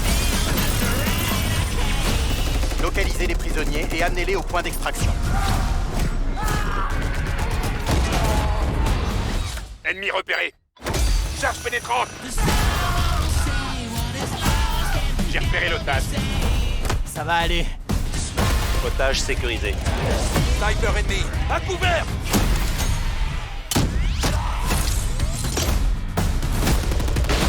Leur ennemi. Je t'ai eu.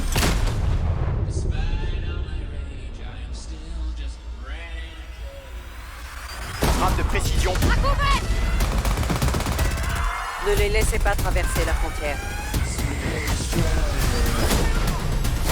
Faites-les sortir.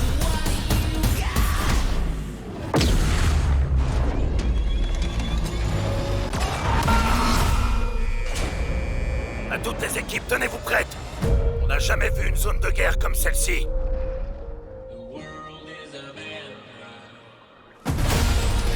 Ils sont derrière nous. Je lance une charge électrique. Hélicoptère ennemi.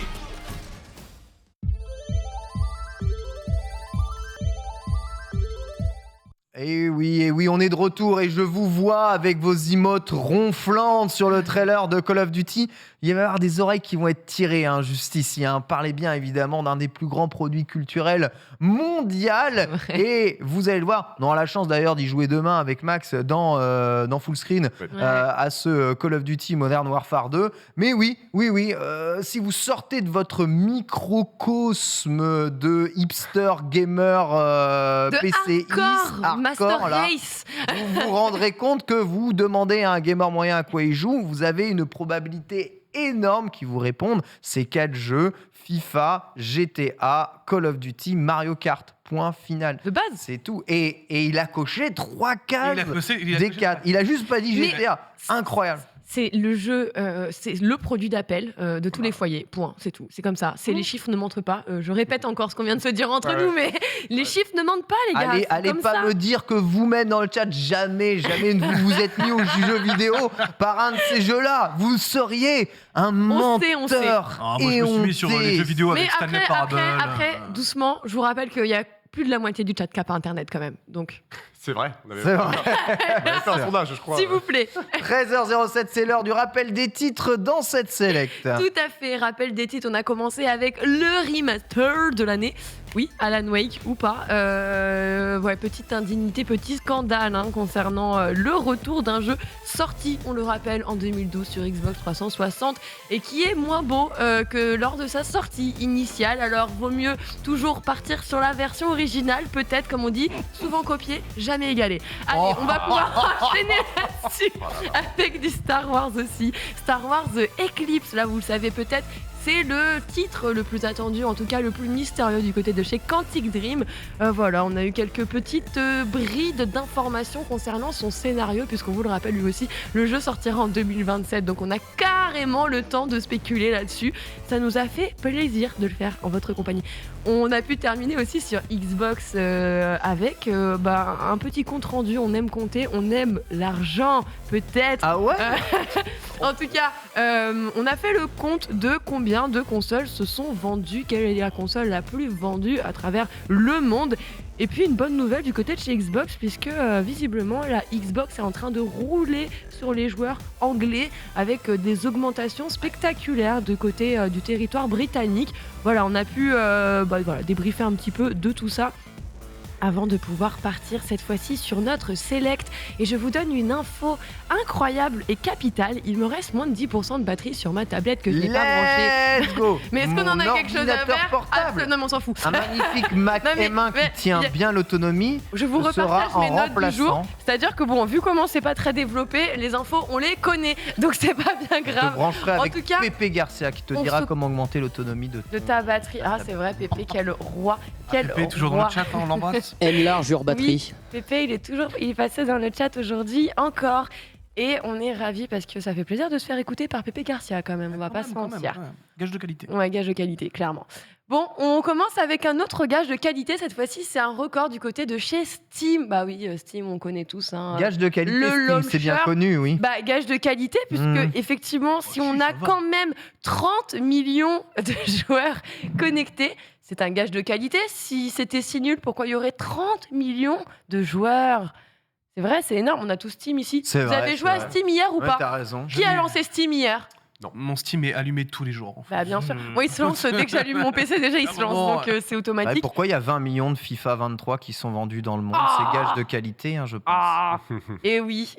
On le rappelle quand même, la plateforme est lancée depuis 2003. Donc, c'est-à-dire qu'en 2023, on fêtera les 20 ans de lancement de Steam tout de même. Et voilà, même après presque 20 ans de bons et loyaux services, eh bien écoutez, la plateforme de là dans un premier temps. C'est le record ever, non ? Oui, c'est le plus grand record de l'histoire de Steam. On n'a jamais été aussi haut. C'est-à-dire que le précédent record, comme je vous le disais, c'était lors d'une période un petit peu qu'on n'aime pas forcément se remémorer. La pandémie, c'était en mars 2020. Et on a fait les 20 millions. Ils l'ont battu. 20 millions, et cette fois-ci, effectivement, 30 millions. C'est dire à quel point de plus en plus de joueurs basculent sur le jeu. Ah, c'est pas que le jeu PC, parce que si tu joues à League of Legends, tu passes pas par Steam. Et si tu joues à Epic, tu passes pas par Steam. Tu passes pas par Steam, mais justement... C'est-à-dire que les autres launchers doivent être aussi en croissance de ouf. On a quelques titres qui viennent de revenir sur Steam, des titres qui avaient quitté la plateforme. Donc aussi, je pense que ça peut être lié à tout ça. Steam est en train d'un petit peu récupérer, à reprendre un petit peu de sa force d'antan, où c'était là où tu retrouvais pas mal de licences, qu'elles soient justement sur Epic, qu'elles soient plutôt Bethesda ou autre. Bethesda a ramené des Wolfenstein, je peux penser à ce genre de titres, sur la plateforme de Steam. Enfin, je sais plus si c'est que Wolfenstein, mais il y a pas mal de titres là qui beaucoup de jeux Bethesda du coup en fait. Oui, voilà. Ils ont tout rapatrié, forcément. Ouais. Et si c'est le cas et que justement ça a tendance à se généraliser dans un futur proche, on peut s'attendre à ce que Steam réitère, en tout cas Valve puisse réitérer un petit peu cet exploit de millions de joueurs. Ça fait 60% du chat qui a déjà lancé Steam hier. J'ai même moi-même lancé Steam hier. Moi aussi. On fait partie du record, on y était, on y fut.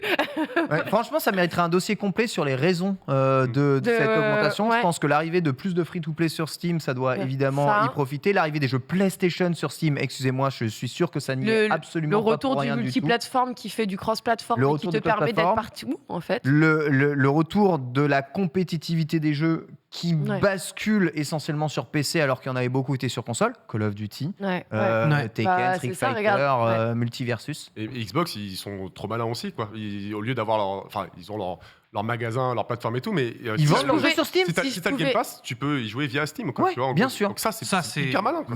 Trop smart. Voilà. Donc ouais. Moi, du coup, je serais curieux de voir quels sont les chiffres sur console, par exemple, tu vois, juste pour voir qu'on ait un point de comparaison, quel a été le grand max de joueurs connectés chez telle ou telle autre console. Ouais, les juste pics, que j'ai un point de comparaison, les pics Twitch, les pics machin, les pics ça, c'est hyper intéressant. Moi, c'est le record TikTok France. Le plus grand nombre de Français sur un TikTok en France. C'est hyper précis. Ouais, je l'ai appris jeudi dernier. Donc c'est incroyable. C'est Harvey le renard qui le détient avec 76 000 viewers. Ok, d'accord. Voilà. Ah, quand même. Ouais, c'est énorme. Allez, on va enchaîner. Voilà, c'est la petite info. Ça, moi, ça me passionne d'avoir de la data comme ça, j'aime trop. Ah, Ken, il est passionné par ce que t'as dit. Qu'est-ce qui se passe? Oh Allez, on va enchaîner là-dessus. Allez, ça va te passionner, Ken, on va parler de Capcom. Mais non, ça va parler de Resident Evil, donc en vrai, tu vas rien avoir. Rompiche.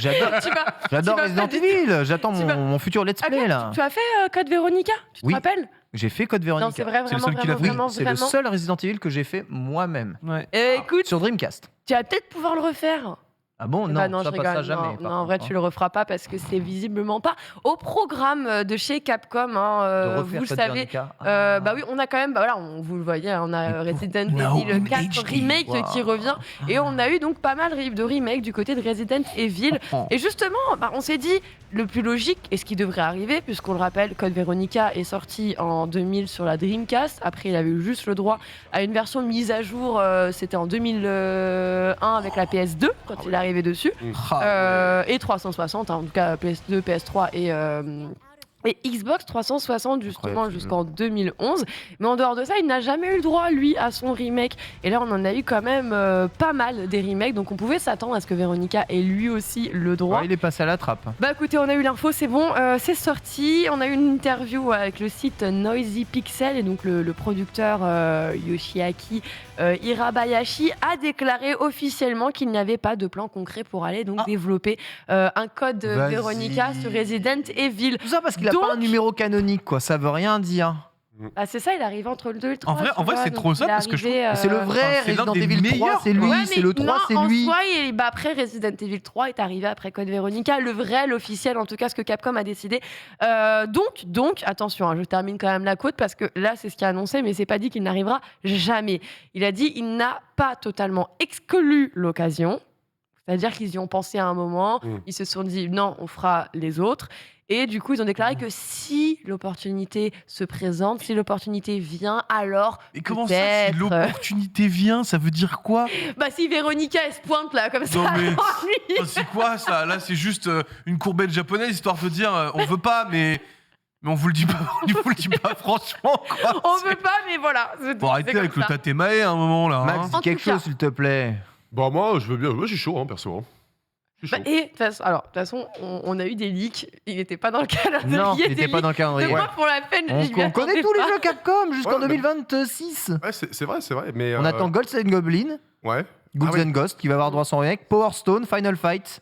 Power Stone, on a eu des nouvelles d'ailleurs, mais c'est déjà pas mal. Mais moi, Code Veronica, franchement, en plus, je l'ai pas fait, honnêtement, et j'aimerais bien voir parce qu'apparemment, il raconte quelque chose comme d'important. Ouais, voilà. Donc, moi, j'estime qu'il pourrait mériter son remake et je suis de la team de en vrai s'il a son remake c'est cool. Faut partir du principe aussi, je comprends le ras-le-bol des remakes, mais faut partir du principe que tout le monde n'a pas fait en fait tous les jeux et que parfois quand t'as un remake qui arrive, c'est l'occasion pour les gens d'aller découvrir un classique aussi.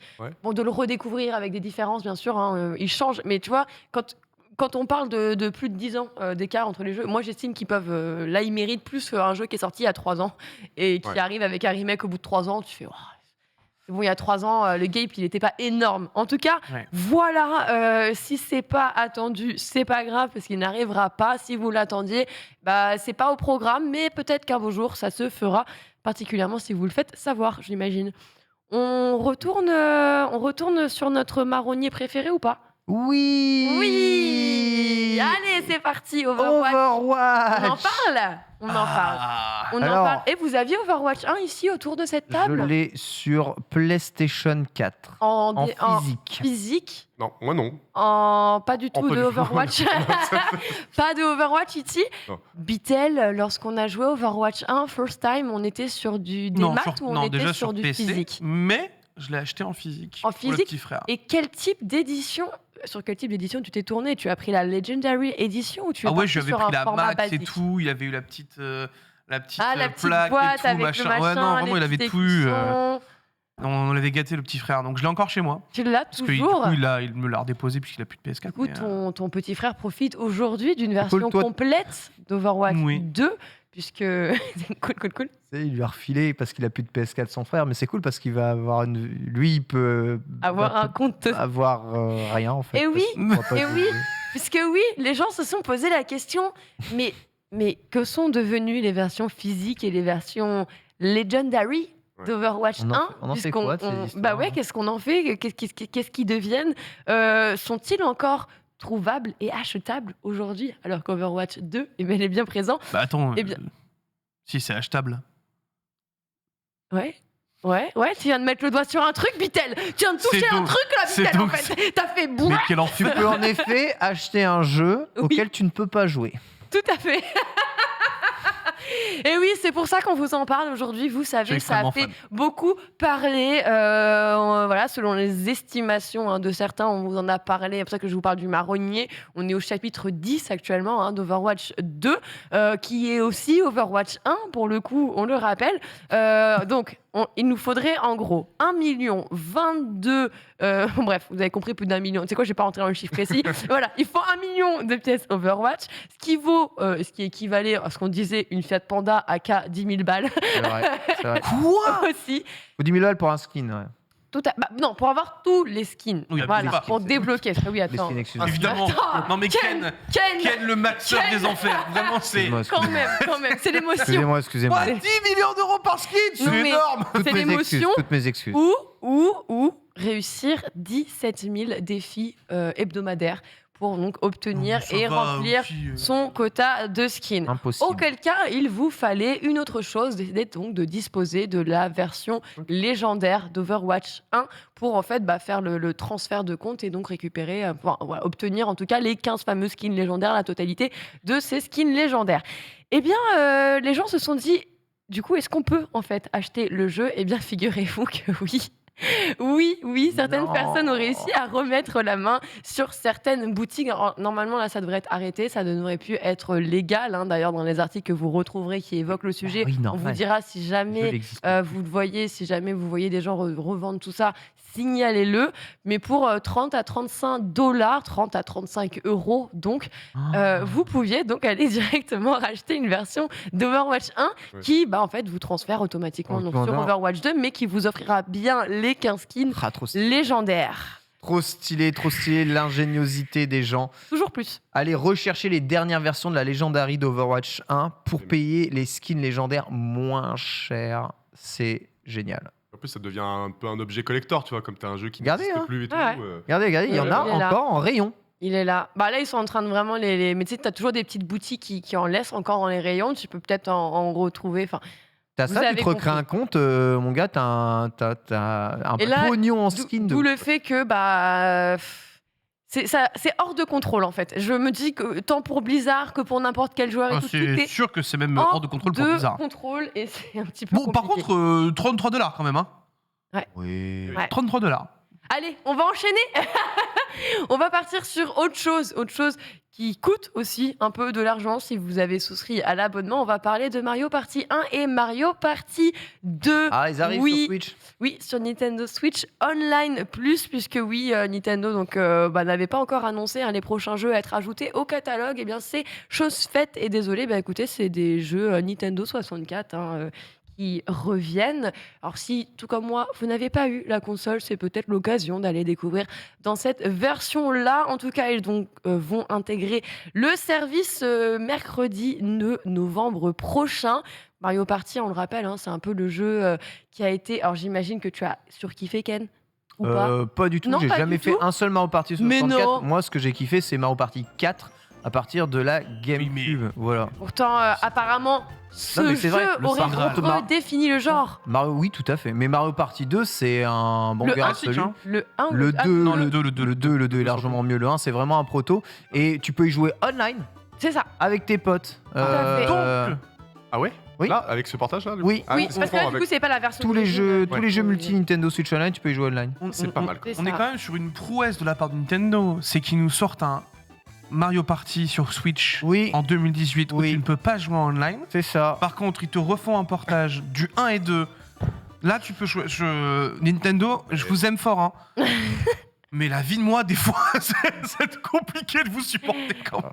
Bon, en tout cas, vous allez quand même retrouver... C'est pas le même système, mais ouais. C'est ouais. Mais qui va jouer à ça en 2022? Franchement, c'est un excellent jeu Mario Party 2 et il est super jouable. Et en plus, là, c'est quand même moins moche que sur 64. Même si ça Oui, reste bah, très peu de données. Heureusement. Non, mais sur, Regarde Alan Wake. non, mais oui. Oui. Mais sur 64, je veux dire, fallait plisser des yeux sur écran CRT, te casser le dos, c'était tout flou. Il paraîtrait quand même que Mario Party 1 ait quand même été reconnu, aurait redéfini le genre, aurait été salué malgré tout. Voilà, avec ses 50 mini-jeux. Mais là, vraiment, moi, je trouve que le plus, c'est que tu vas pouvoir y jouer online avec 4 personnes. Et c'est quand même. Et tu peux jouer offline aussi. Bien sûr. Ouais, mais bon. Dans les pratiques actuelles, c'est vrai que ça part plus sur du online. Voilà, en tout cas, vous avez l'info et on va pouvoir enchaîner sur une autre actualité. Cette fois-ci, on va parler d'un divorce entre Tim Burton et Disney. C'est bébé qui quitte son nid ou le divorce, vous pouvez le nommer comme vous le voulez. PTDR, c'est qui Tim Burton, Ken ? Je sais pas. Il m'a vraiment dit. Alors moi, on m'a Tim dit c'est un réalisateur has-been comme Ken Bogard. Oh, c'est sympa ça. T'as trop envie de te mettre des tirs tout seul parce que personne ne lui a dit ça, les gars. Genre, il y a personne ne lui a dit ça. Il aimerait peut-être entendre. Non, Ken, non. On va quand même parler de Tim Burton. Alors oui, Tim Burton, c'est quand même monsieur derrière l'étrange Noël de Monsieur Jack. On va pas se mentir. Tout le monde a connu, mais c'est surtout une personne qui a longuement collaboré avec Walt Disney puisqu'il a commencé en fait. Il a tout simplement débuté auprès de Walt Disney. Alors moi je vous en ai parlé la dernière fois, je vous ai fait chialer avec mes Disney préférés parce que moi j'aime pas les Disney avec les princesses, mais j'aime Rox et Rookie. Rox et Rookie, ça fait mal, ça fait mal.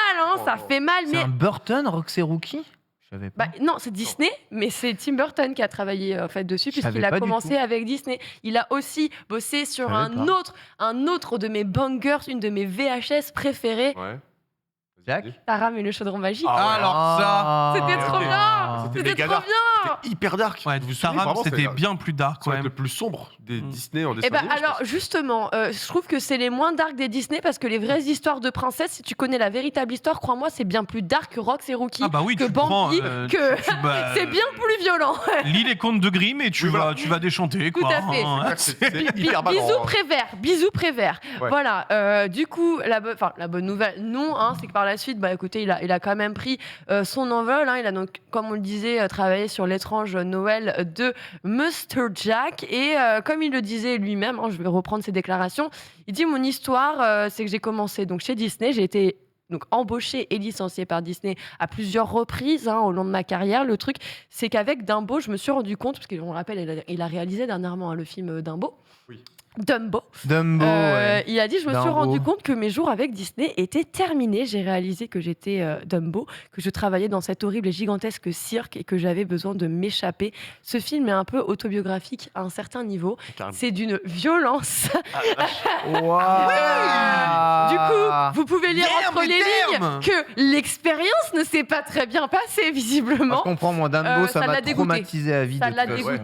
Tellement. Non, mais là, c'est... Dumbo, le dessin animé Dumbo m'a traumatisé. Lui, ça l'a dégoûté de Disney, littéralement. Alors, la bonne nouvelle, c'est qu'il a travaillé avec Netflix et je pense que c'est la série Bangers que j'attends le plus. Étant une énorme fan de la famille Addams, bien sûr, mercredi, c'est ma goddess.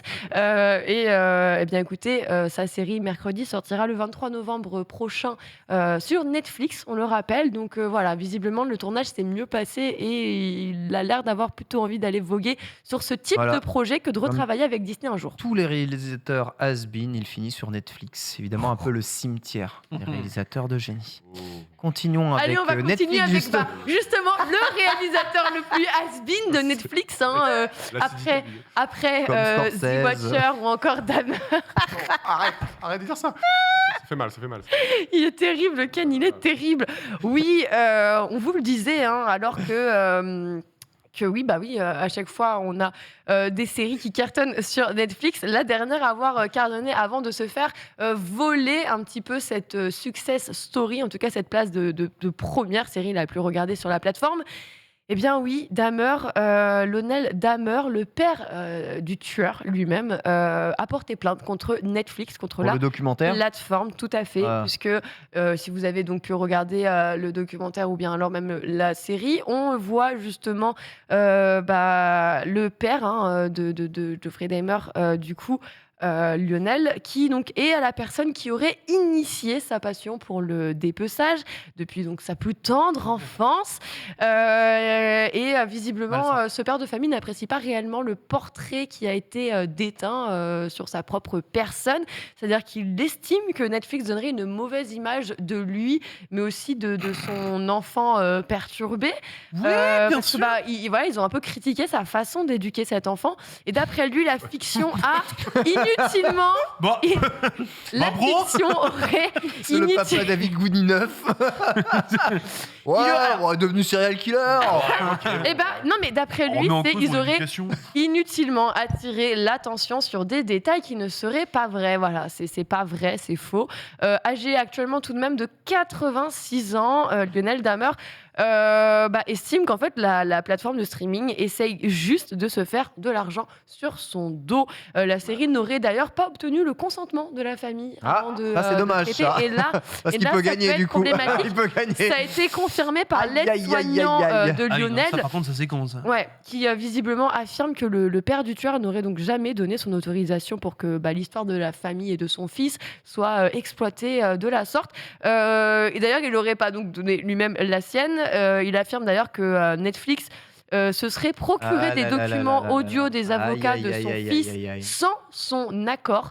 Que d'ailleurs, les vocaux qu'on peut retrouver dans la série documentaire Conversation with a Killer auraient été pris de manière un petit peu illégale. Du coup, il reproche à la série surtout d'aller glamouriser les meurtres de son fils. Et ça, c'est vrai qu'on peut pas lui dire le contraire. On le rappelle. Ils font du Netflix. Ils rendent cool justement tous ces meurtres au point que certains fans soient devenus totalement admirateurs en fait du tueur. Envie de dégueuler. Le tueur, c'est un petit peu. Malheureusement, ils n'ont pas attendu Netflix pour avoir des fans, les serial killers. Et oui, et du coup, c'est ce qu'on a vu, le petit dérivé avec la tendance costume Halloween Dahmer. Arrête, c'est que j'ai des frissons. Qui n'ont pas été recommandés, vous pouvez vous en douter. Donc en gros, écoutez, un nouveau procès dont on va très certainement beaucoup vous parler, ça va revenir auprès de vos oreilles. Allez, on va se terminer avec un peu de contemplation puisqu'on est presque en retard déjà. Modern Warfare 2, on le rappelle. Eh bien, il est beau. On rappelle qu'il sort déjà. Il sortira le 28 octobre. On rappelle qu'il est beau. Franchement, c'est sympa. Comme d'habitude. Quoi que vous puissiez tout le monde est en train de me dire fricat burger, mais je l'aime mon burger, arrêtez, je ne le maltraite pas. Laisse ce burger tranquille. Est-ce que les deux choses que j'aime le plus quasiment, tu vois, en une chose. Montre-nous une image merveilleuse. On va aller se faire beaucoup moins. On va aller faire un peu de contemplation et on va aller surtout comparer comment cette mission de la campagne de Call of Duty Modern Warfare tout a bien été matérialisé puisque oui, l'une des missions se passe à Amsterdam et c'est très très beau. Alors je vous le rappelle, ayant passé sérieux. Ouais, et je vous jure que pour le coup, c'est très très très fidèle. D'ailleurs, on a Juan Buis qui est un joueur. Il s'est amusé donc à enregistrer et en passant dans les mêmes zones que le jeu, à faire le comparo de IRL et ce qui a été donc refait dans le jeu. Là, vous êtes dans le jeu et je vous assure que si vous vous baladez à Amsterdam, vous avez exactement le même décor, les mêmes vélos. C'est juste qu'il y a plus de couleurs différentes et que généralement, t'as d'autres vélos. On retrouve même certains des panneaux qui indiquent dans les rues, par exemple, qu'il est qu'il est interdit en fait de boire dans la rue, parce que vous savez, les touristes à Amsterdam, les Hollandais adorent. Et surtout les Français. Et du coup, vous pouvez voir tout ça. La seule chose que vous retrouvez pas, ça c'est j'ai cru que tu nous remettais le jeu vidéo. Non, les gars, quand même, abusez pas. Déjà, c'est déjà très beau. Mais on est loin de l'écran quand même. Mais on est assez loin de l'écran. En tout cas, là, on est sur de la vraie vidéo. La seule différence, en fait, c'est que vous retrouvez pas donc les noms des rues. Voilà, vous voyez d'autres noms sur les panneaux. Voilà, c'est juste modifié. Mais comme vous pouvez voir, la différence, elle est vraiment minime. Oui, il y a juste beaucoup plus de touristes, comme vous pouvez le voir.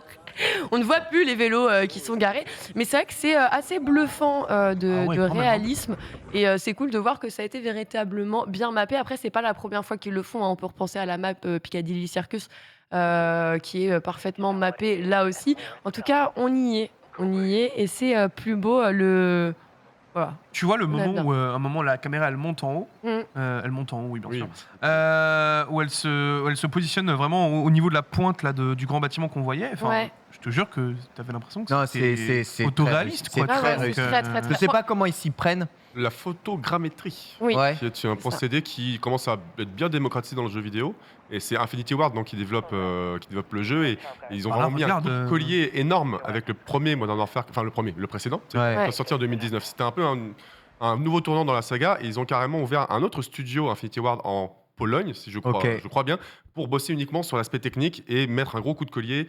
Et voilà, ils ont encore travaillé leur moteur là. Forza fait pareil, d'accord. Beaucoup. C'est impressionnant. Ouais. Franchement, c'est impressionnant. Vraiment.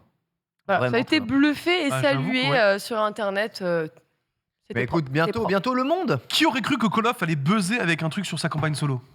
Mais Bientôt. moi, Avec une mission dans la campagne à Amsterdam. Ouais. Moi, je suis enfin, conquis. ça, C'est cool. ça buzz encore sur Non, mais, le c'est beau, hein, ils pourraient faire la même chose alors que ce serait pas un jeu vidéo. On serait tout aussi émerveillés. Le fait est que merci Lox pour cette Plaisir. sélection. On se continue, on se poursuit évidemment avec l'actualité des sorties. C'est la mise à jour de la semaine avec Max. C'est parti.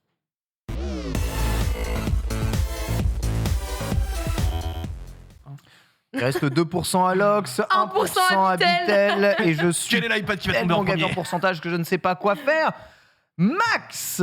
Allez, c'est parti. On a beaucoup de jeux vidéo, beaucoup de films et de séries, mais surtout, vraiment, cette semaine est chargée en jeux vidéo et je commencerai dès demain avec la sortie de Victoria 3. Est-ce que vous connaissez Victoria? C'est une saga culte, à l'air de rien, qui a fait ses débuts en 2003. On est sur du gros jeu de stratégie par Paradox, qui est un peu une des sociétés les plus connues dans ce milieu-là. Et ça se passe donc au 19e siècle et on doit bâtir sa société. Mais j'entends plutôt sa civilisation presque. On est à la tête d'une nation, on peut même être à la tête de 12 nations au maximum. Et le mot d'ordre, c'est vraiment la liberté d'action. Tu fais ce que tu veux, tu peux choisir de bâtir un empire qui va s'étendre sur plein de territoires, de fonder, de faire plein de pactes avec les travailleurs. Tu gères tout ton pays, quoi. Et c'est évidemment un des fers de lance du jeu de stratégie. Et demain, ça signe donc le grand retour de la saga Victoria. Et vraiment, ils ont l'air d'avoir bossé avec... apparemment, ils promettent des systèmes d'économie poussés, des systèmes d'IA poussés. Enfin, c'est un truc qui va littéralement avaler ta vie pendant des dizaines et des dizaines d'heures. Ça sort sur Steam et aussi sur Mac et aussi sur Linux. Sur Mac. Sur Mac. Ouais, c'est suffisamment rare pour le préciser. Non, mais tu as raison. En vrai, c'est raison. important de le préciser parce qu'ils Voilà. sont trop souvent laissés un peu. Exactement. Et donc ça coûte 49,99 €. Ok, d'accord. Mais en vrai, attends, il faut aimer le genre, En évidemment. vrai, Mais je pense que c'est quand même méga poussé. Et en gros, Ça a l'air comme je l'ai incroyable. dit, ça se passe pendant le 19e siècle, il me semble.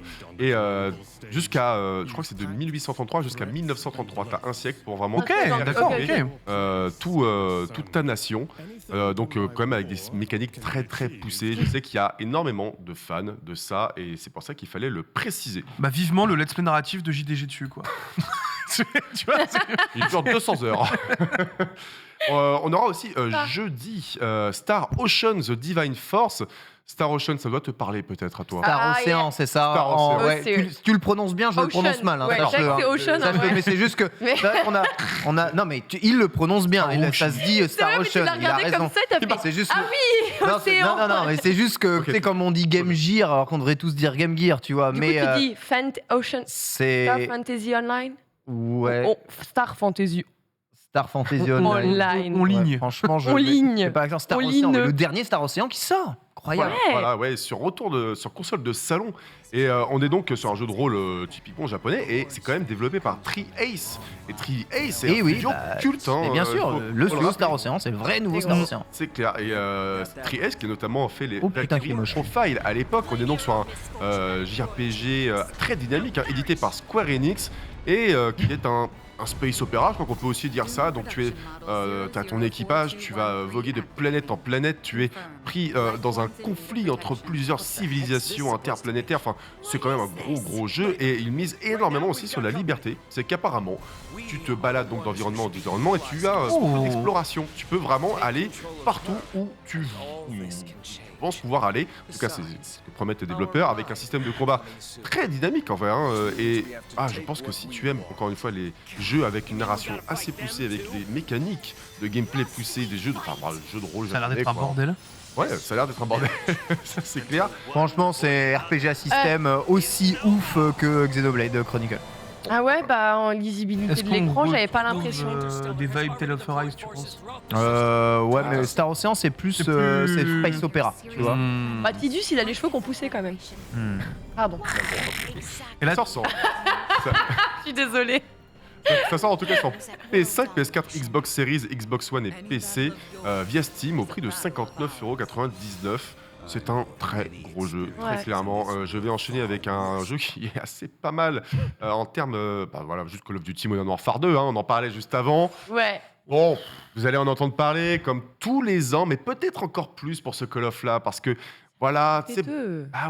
Black Ops Cold War et Vanguard, ils n'ont pas eu la réception vraiment qu'elle pouvait espérer Activision, je pense. On rappelle juste un détail, mais genre, le trailer d'annonce, l'annonce du logo de MW2 a fait plus de buzz que les annonces avec les trailers de lancement de Vanguard et de Black Ops Cold War. Voilà, tout est dit. Mais c'est normal, Modern Warfare. C'est MW2, quoi. C'est d'un photoréalisme, c'en est presque flippant, je trouve. C'est c'est vrai.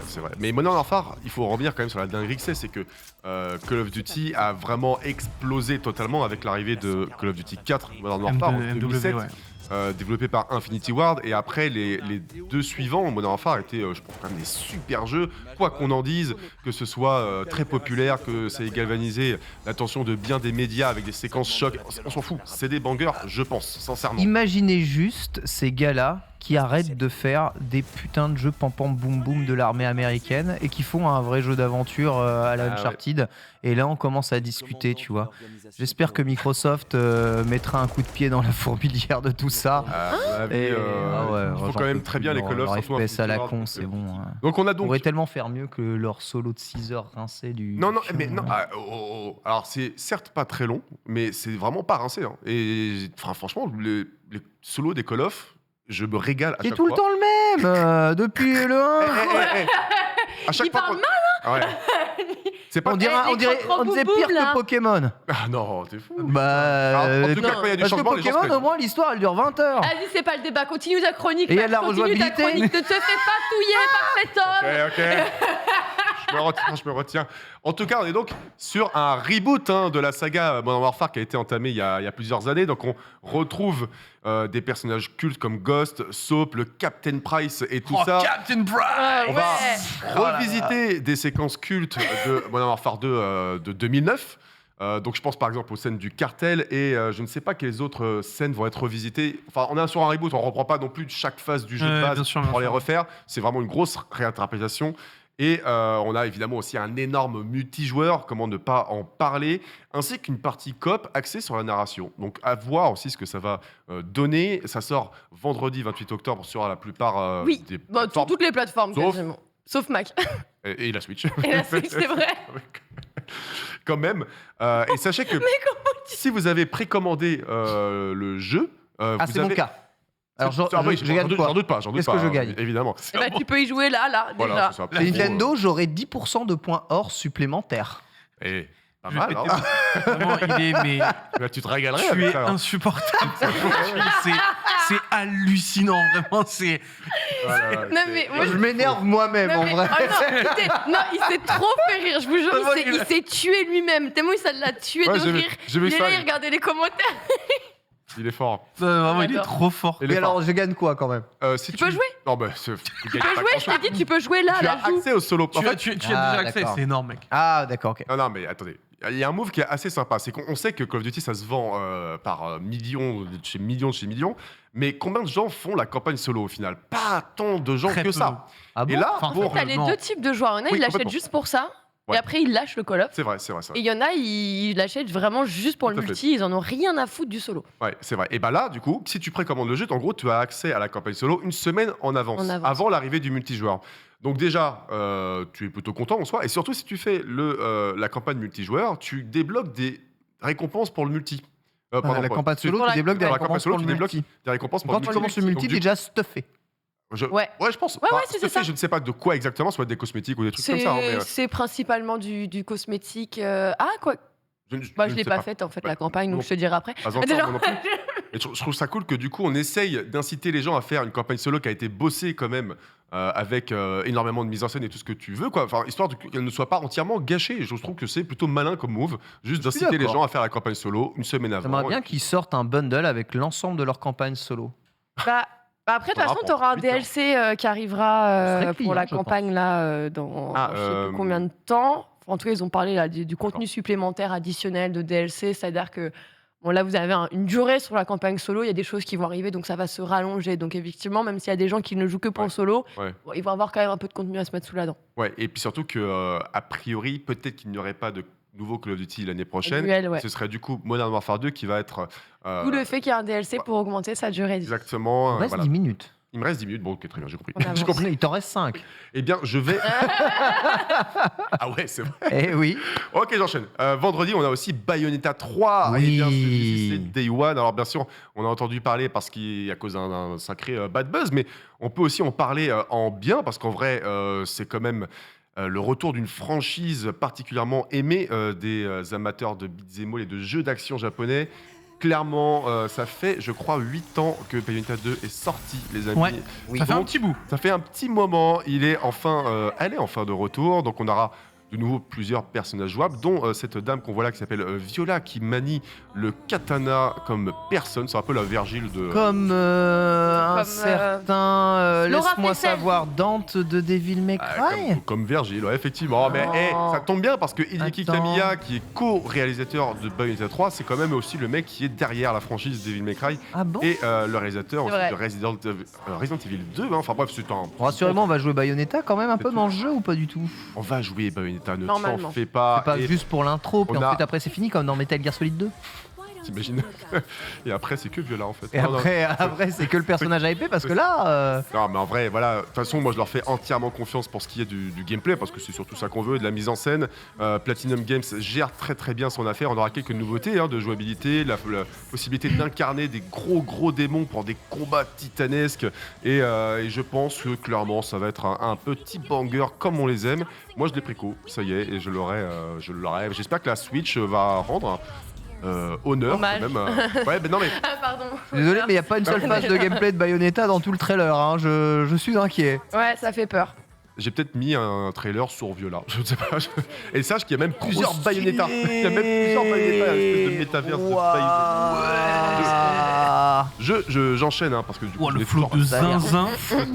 Le temps. En vrai, moi, je pense qu'on va le kiffer quand même. Hein. Mais oui, ça va être trop bien. Il y a juste l'aspect un peu terne, tu sais, parce qu'il y a un aspect un peu terne, un peu gris, qui vient contraster un petit peu. Le jeu, il a l'air fou en vrai. Ouais, Oh, ouais, le il jeu a l'air quand même vraiment, vraiment très, carré. très bon. Et vendredi, je terminerai avec Resident Evil Reverse, qu'on attendait pas spécialement. Il devait sortir à la base avec Resident Evil Village. Souvenez-vous, à l'époque, quand il a été présenté, donc on parle d'un jeu multijoueur, Resident Evil, il avait un aspect comics dans sa direction artistique et tout. Et finalement, Capcom a mis le projet un peu sous silence. Ils le ressortent enfin ce vendredi. Il est offert si vous avez Resident Evil Village. Et donc, on est sur un jeu multi. C'est du deathmatch à 6 joueurs, tout simplement.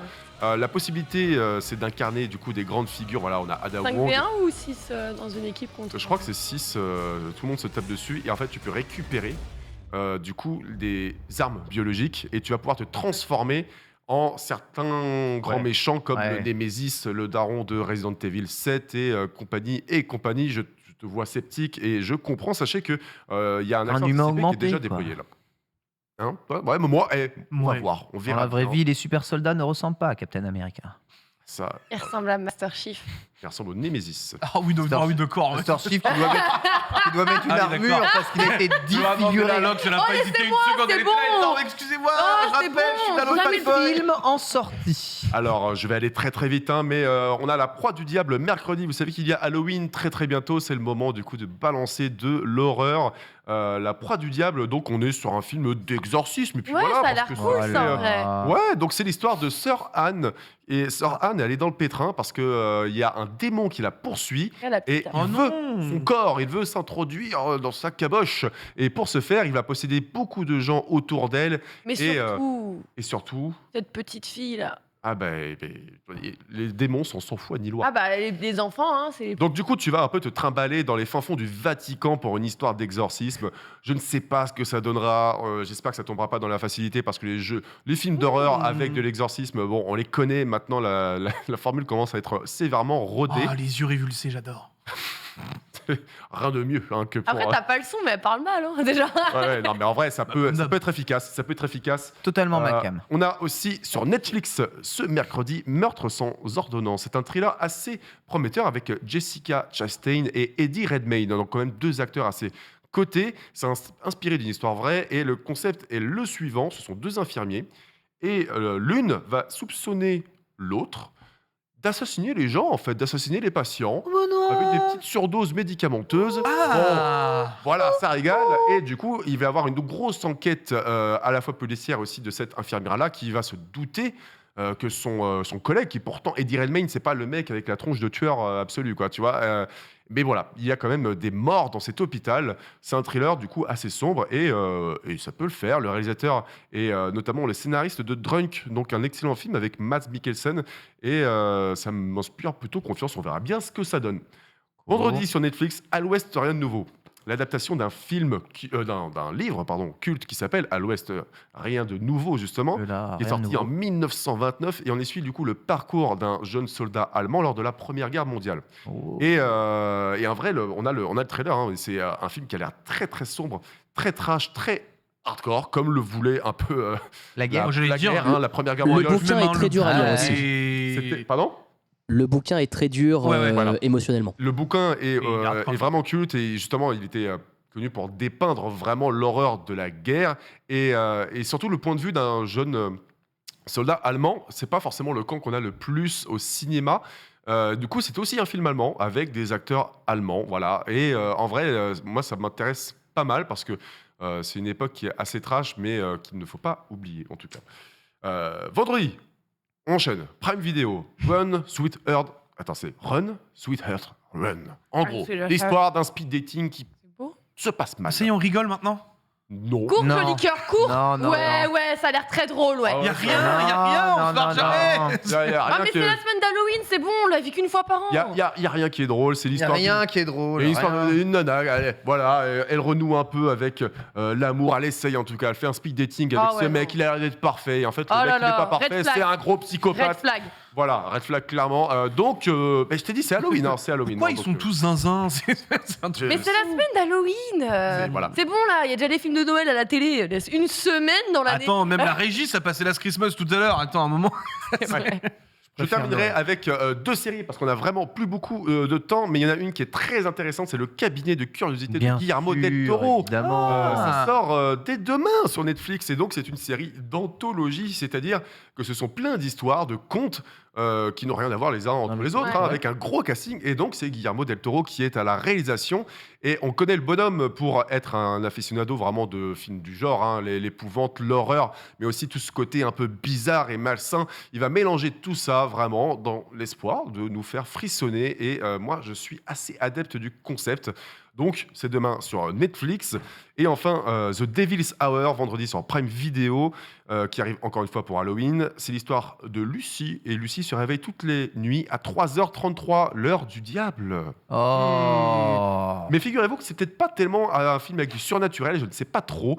Ça a l'air d'être en tout cas un thriller psychologique. Il va y avoir une grosse enquête policière qui va être menée à la fois par elle, par la police, et par un mec qui est en prison et qui a l'air de manipuler tout le monde. Je pense qu'on est... c'est pas la semaine de la joie, c'est une semaine de psychopathe, hein, les gars. C'est vraiment c'est une semaine de psychopathe. Merci beaucoup, Max. J'ai toujours cru que l'heure du diable, c'était 6h66. Mais non, c'est 3h du matin. Révélation, nous allons passer... Nous allons passer à l'archive. 3h33. Pour les jingles là. Il y avait tellement pas de temps pour les jingles que c'est passé très vite évidemment. Spyro fête ses 24 ans aujourd'hui. Je vous rappelle, Spyro the Dragon, c'est une franchise d'Insomniac Games, édité par Universal Studios à l'époque, absolument incroyable. Elle faisait partie des grosses mascottes de la PlayStation avec Crash Bandicoot. Vous y avez-vous joué et regretterez-vous la mascotte Spyro?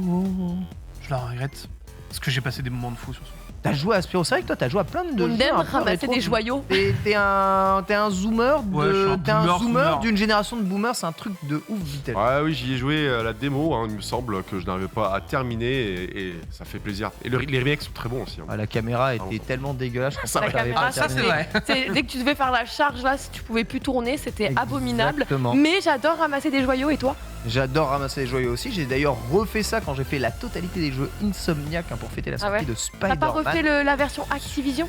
Non, mais je me suis rendu compte à quel point Insomniac avait fait des jeux très différents et vraiment tout ça c'est incroyable comme Naughty Dog. Voilà, un grand studio. Aujourd'hui, eh bien, chez PlayStation. Merci à toutes et à tous de nous avoir suivis. Merci Lox, Bitel et mon grand Max. On se retrouve à 16h30 pour Let's Go. Tout de suite, c'est en plateau. À tout